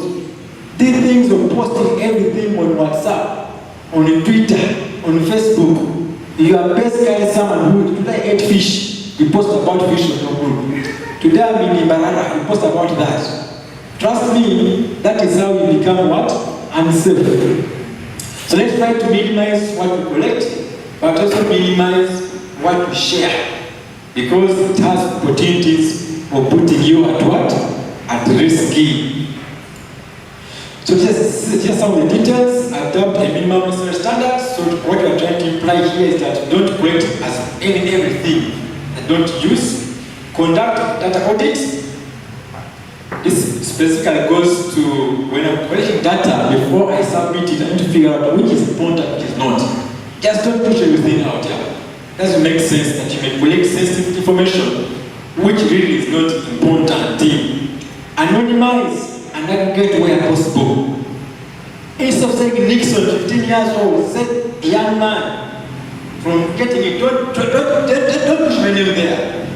Getting it because someone is going to follow me from there.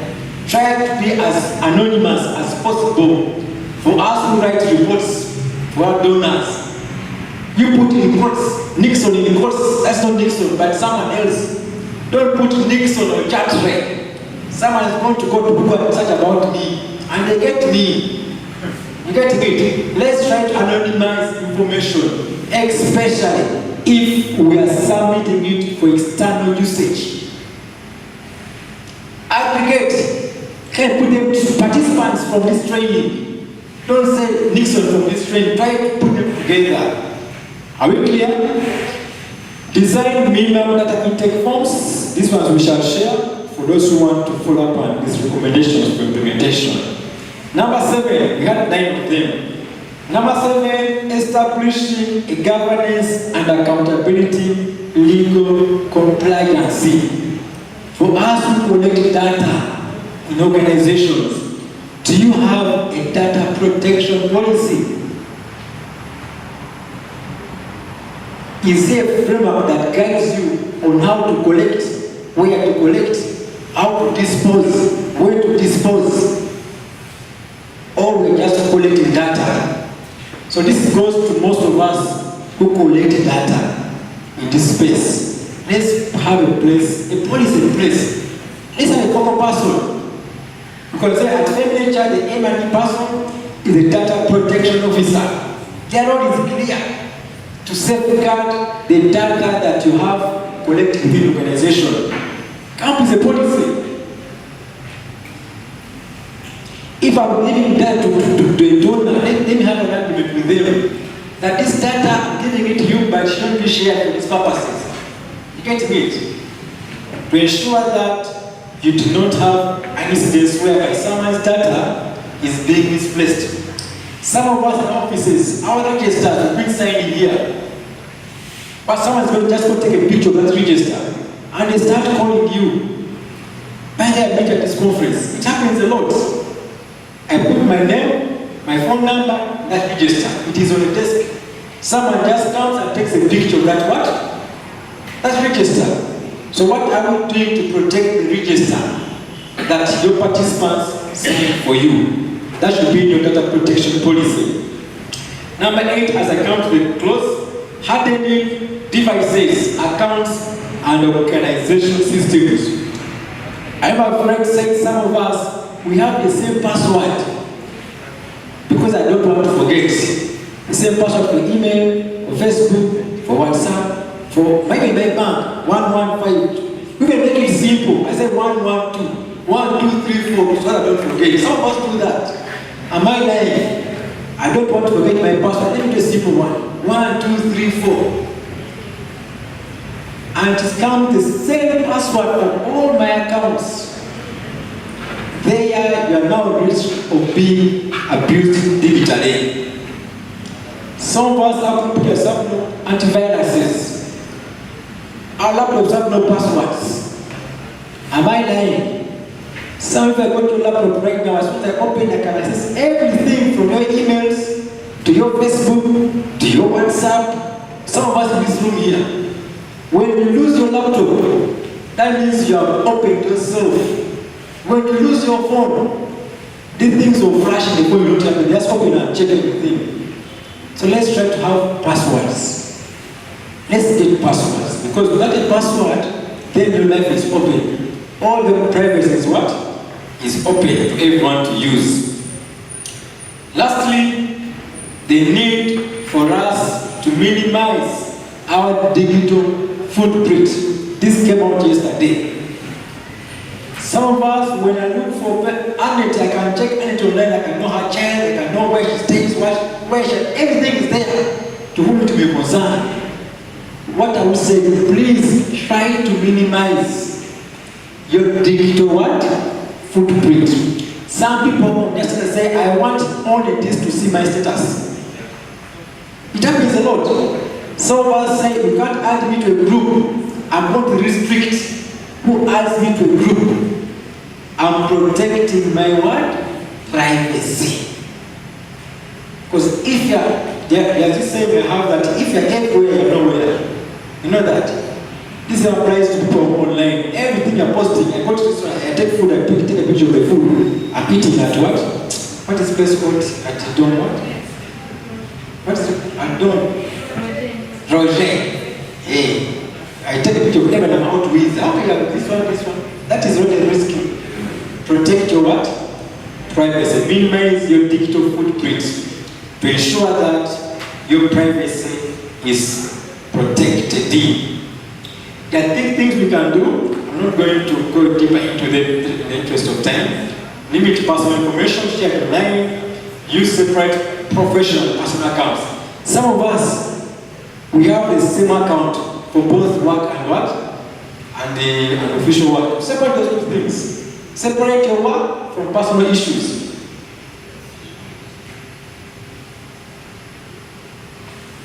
Are you getting it? I will not be in the interest of time, I'm going to go through all of them. We shall send this out for us to be able to pick up and integrate within our personal lives, within our work, within our homes and our roles as parents. So as per closure, this is our call to action. From yesterday up to today, there are 4 areas of interest. Policymakers, what is our humble request? Please translate resolutions into funded district ordinances.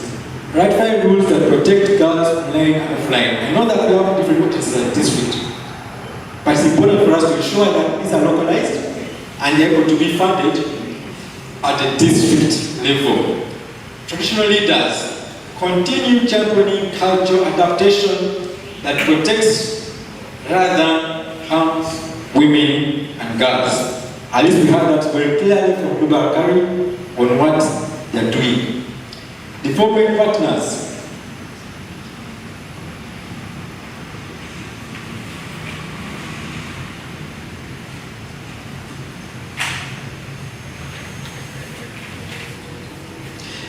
For development partners, we are encouraging us to continue funding frontline and commit multi-resources to women rights organizations and avoid shrinking civic space. Right now, the biggest threat that is facing most of the NGOs is the issue of shrinking civic space, both influenced by the government, but also from the donors themselves, where most funding is being cut. Lastly, to young people, youth voice is not merely welcome, it is required. Youth advisory reports show that when youth lead, systems change. So colleagues, these are our tentative recommendations we've been able to curate since yesterday. Thank you very much. I hand over to us to respond, but also shall be inviting a few of us to speak to these recommendations, to commit to them as part of the closure activities. Thank you very much for the first one. So I'll be inviting a few people to come and to give their recommendations, but also their commitments in regards to the issues that have been raised. I've been informed that our mayor-elect is not able to come, but he has sent in the female youth councillor to the district, to the Arua Central Division, to officially represent him. I would want to start by inviting our speaker for our city to make his remarks, but also her commitments to some of the recommendations that have been able to come out of the two-day symposium. Honorable Avako, the floor is yours. Ayako. Yako. Thank you very much. My apologies for that. Honorable Yako, let's have Honorable Yako as she takes the podium. Honorable Yako, as she takes the podium, she will make her remarks and also commitments to the recommendations that have come out of the symposium. Thank you very much.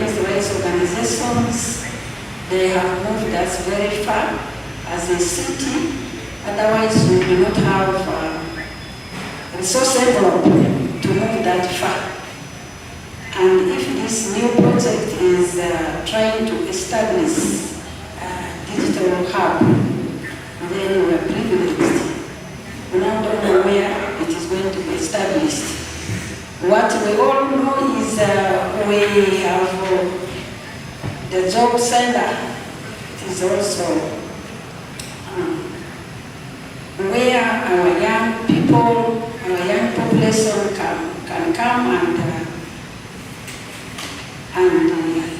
build their capacity and look for jobs.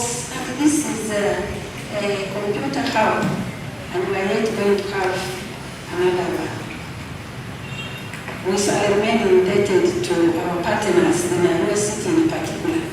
You know, the new cities came with a lot many challenges. We even do not have the city legal instrument yet. We are being taken to be equivalent to district councils. So when you see a city leader, you definitely have seen a district leader, because the act says it is equivalent to a district.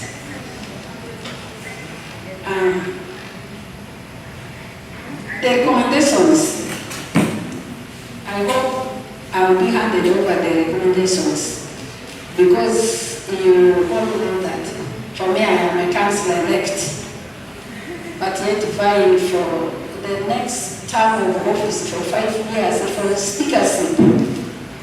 We are many there. For us, we don't give up. We are with the men, but as a woman, I'm also there.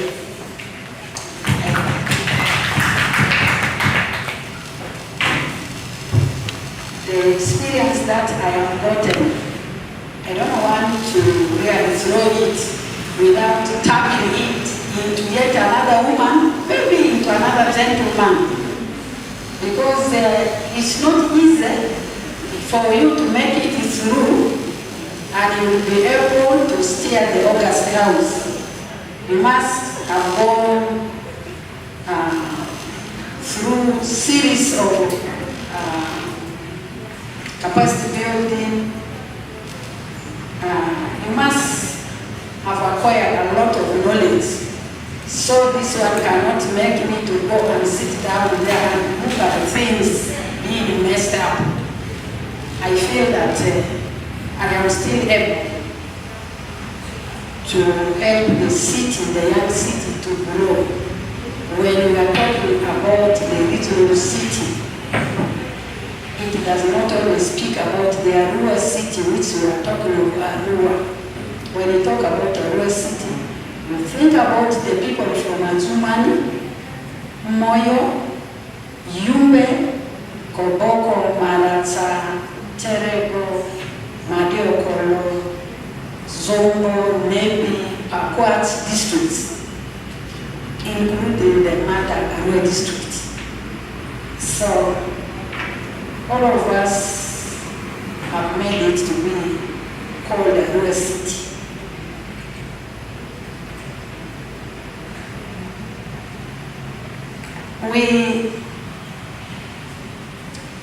When we get opportunities like we have new programs coming, when the other one is coming to an end, there's a new one on the board. We first have the feminine implementation.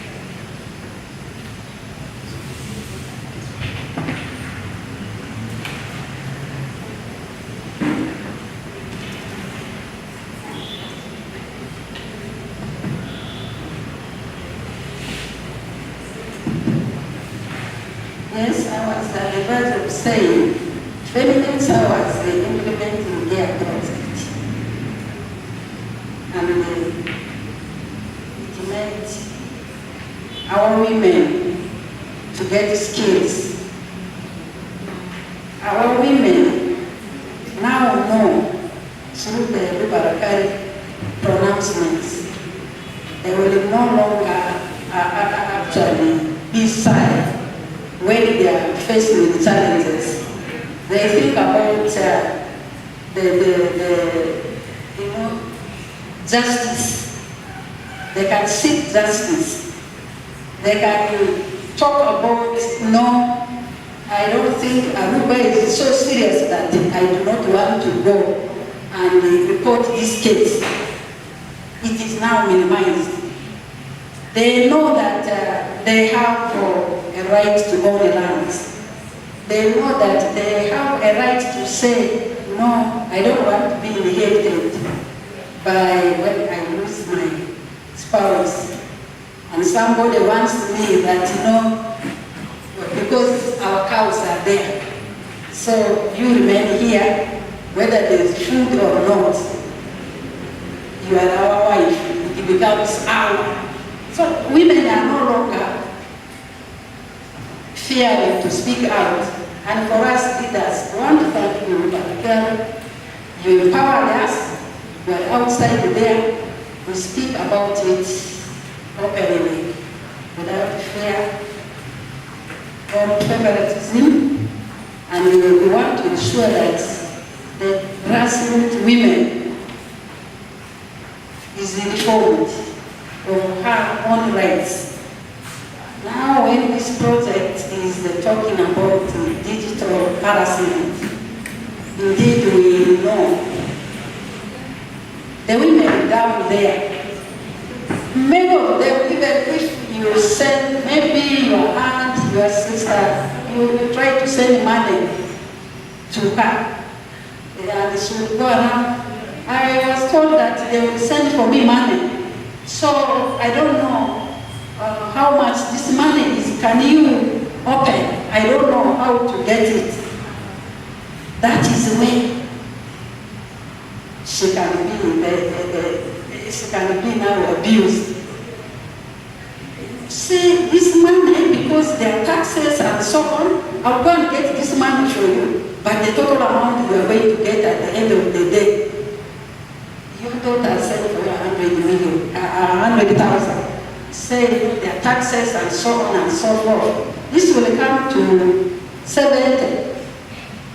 The poor woman will take it, say now really my daughter has supported me. Little did she know that this money, part of it was stolen. So really, our aim should be targeting the grassroots women. Those of us who, technology just came yesterday, be interested in, empowering us, digital. I understand you, because much of the literates are actually got in this room, all these participants, what they got. I did not have that opportunity, but I'm happy. I will get educated when I peruse this through the recommendation. And for me, as a speaker, we can build on it. The police, which I had in Nixon, talking of the leaders, how can we come up with better police to address this vice? I want to thank all of you who have endeavored to come to attend this very, very important empowering learning. There are many words that one could use. This was so wonderful that some of us didn't get the opportunity. I don't want you to keep it for yourself, endeavor to disseminate it, target grassroots women, target leaders, so that because they have the platform, the issue of policy and so on, they can be able to make us all succeed. I will continue to say we are really related to our partners who support us in the Western Nile region, now in the West in particular. We thank you so much. God and my country. My name is Ngapo Tenigure. Thank you very much, a very big hand up for Honorable Ngapo. Very much. Honorable, be well assured that we shall be able to present the recommendations to the office, but also to the other offices across the West Nile district, because at the end of the day, this is the second West Nile Srhr Symposium. So whatever we're discussing here should be able to integrate and linking to the different plans for the different districts within West Nile. As we come to the end of our symposium, I will be inviting MP-elect Arua District, Honorable Enid Charity, Honorable Lenia Charity Evie, to give us her closing remarks. Thank you. I'm not in here by the way, don't look at me. She's joining us very soon. She might be flying in. That is the beauty of technology. In a few minutes we shall be hearing from her. She's not able to join us physically because she's on the road, but she's here with us in spirit. But also with the grace of technology, she's able to come in. Thank you. As the DJ, as the Christian setup, I want to have a privilege to thank all of us for the 2 days of active engagement. We've discussed a lot, we've learned a lot, we've shared a lot. Our hope is that we don't take the recommendations to remain on paper, but each of us is able to implement them in their own ways. Has she joined us? She's joining us. So basically, our hope we shall be able to document these recommendations, and I'm sure Nature will be able to share them to your different emails to ensure that you're able to pick 1 or 2 things that you're able to use. We shall be able to use 1 or 2 things you can pick from these recommendations in your personal life, at your work, in your office, in your family, but also for the country at large, because it's extremely rich document that you can always learn from. Thank you. Any? Thank you. Distinguished partners, stakeholders, the organizing executive director, and all participants. Good afternoon. Allow me to sincerely thank you all for convening for this very important report. I also extend the development partners and every stakeholder who has invested time, knowledge, resources to make this happen and to make this platform a success today. I take this opportunity to sincerely apologize for not being there physically. I was there for a symposium, but unfortunately this time I can't join you physically, but I am excited to join you virtually. I am extremely honored to be part of the discussion and to give you my closing remarks as well. The theme is both timely and deeply relevant to our realities today. When we talk about digital safety, we are acknowledging that the spaces our young people, especially women, today occupy is not only physical but also physical as well. And while these spaces offer opportunities, they equally come with risks.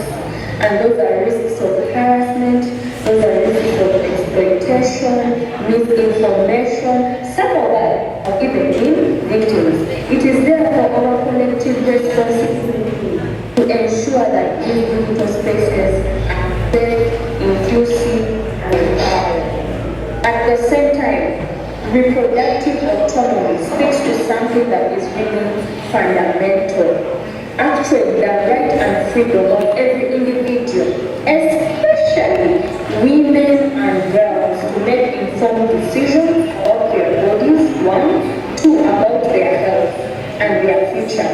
This is not just a health issue, it's a dignity issue, a right issue, and a development priority. What stands out from this engagement is the strong message that solutions are collective, inclusive, and action-oriented. From policy makers to cultural leaders, from development partners to young people ourselves, my goodness, each one of us has a role to play in this. As we conclude, I encourage all of us not to let this discussion actually end in this room today, where you are today. Let's carry forward the ideas, the commitment, and the energy generated in this room into real action within our communities. Together, we can actually create a society where every girl and every young person is safe, both online and offline, and fully empowered to make decisions about their bodies, about their health, about their lives, especially in West Nile. Once again, I thank you all for your dedication and your participation. Thank you very much, James. I want to thank you for the amazing remarks. So this brings us to the end of today, but the beginning of the work to look beyond the screen. So it's not the end of everything, the beginning of everything. Hopefully we should be having the third Western Symposium, Srhr. We should be able to celebrate some of the recommendations that we've been able to discuss today. Thank you, and for everyone. From myself, Nixon and Chatrick, I want to thank you all, and the public nature, so I want to thank you for being here. Thank you very much. God bless you all, and wish you the best of the week. Are we getting a good picture?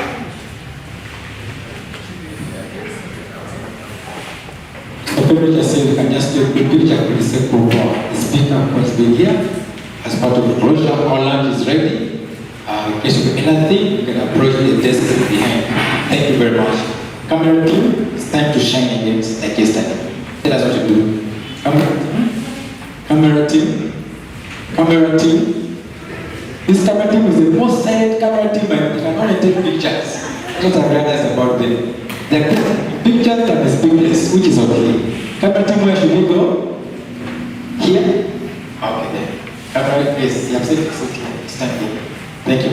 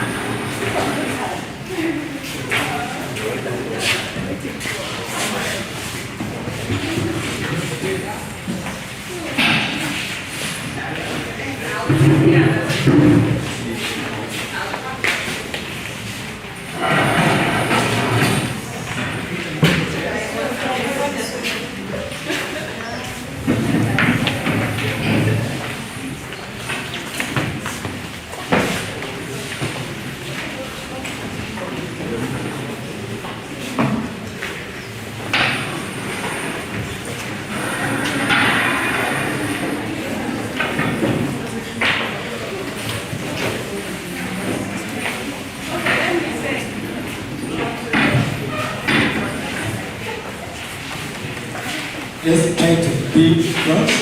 For those who want copies of the recommendations, please leave the emails with Brian. For those whose emails want to feminism, kindly leave your emails with Brian behind to ensure that you're able to share with you the reports, but also the recommendations that have been generated out of these engagements.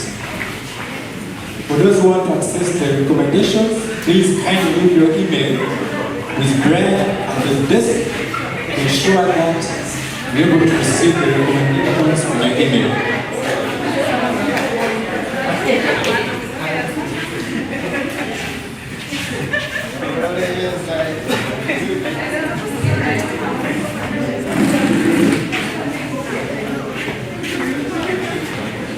Bring your phone, I think.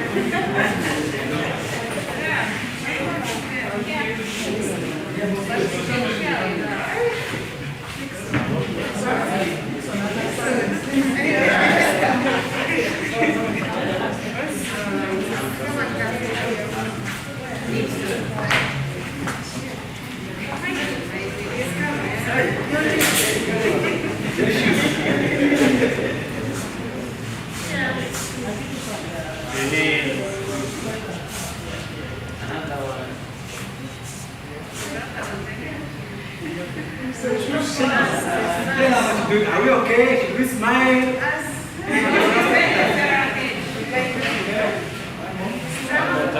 We say symposium. We say symposium. 1, 2, 3, go. Symposium.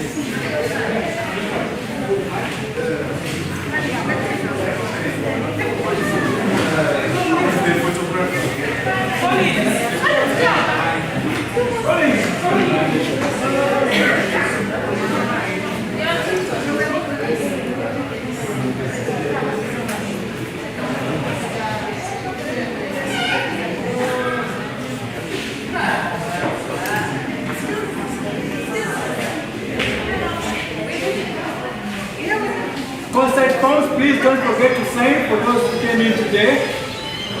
Concert forms, don't forget to sign.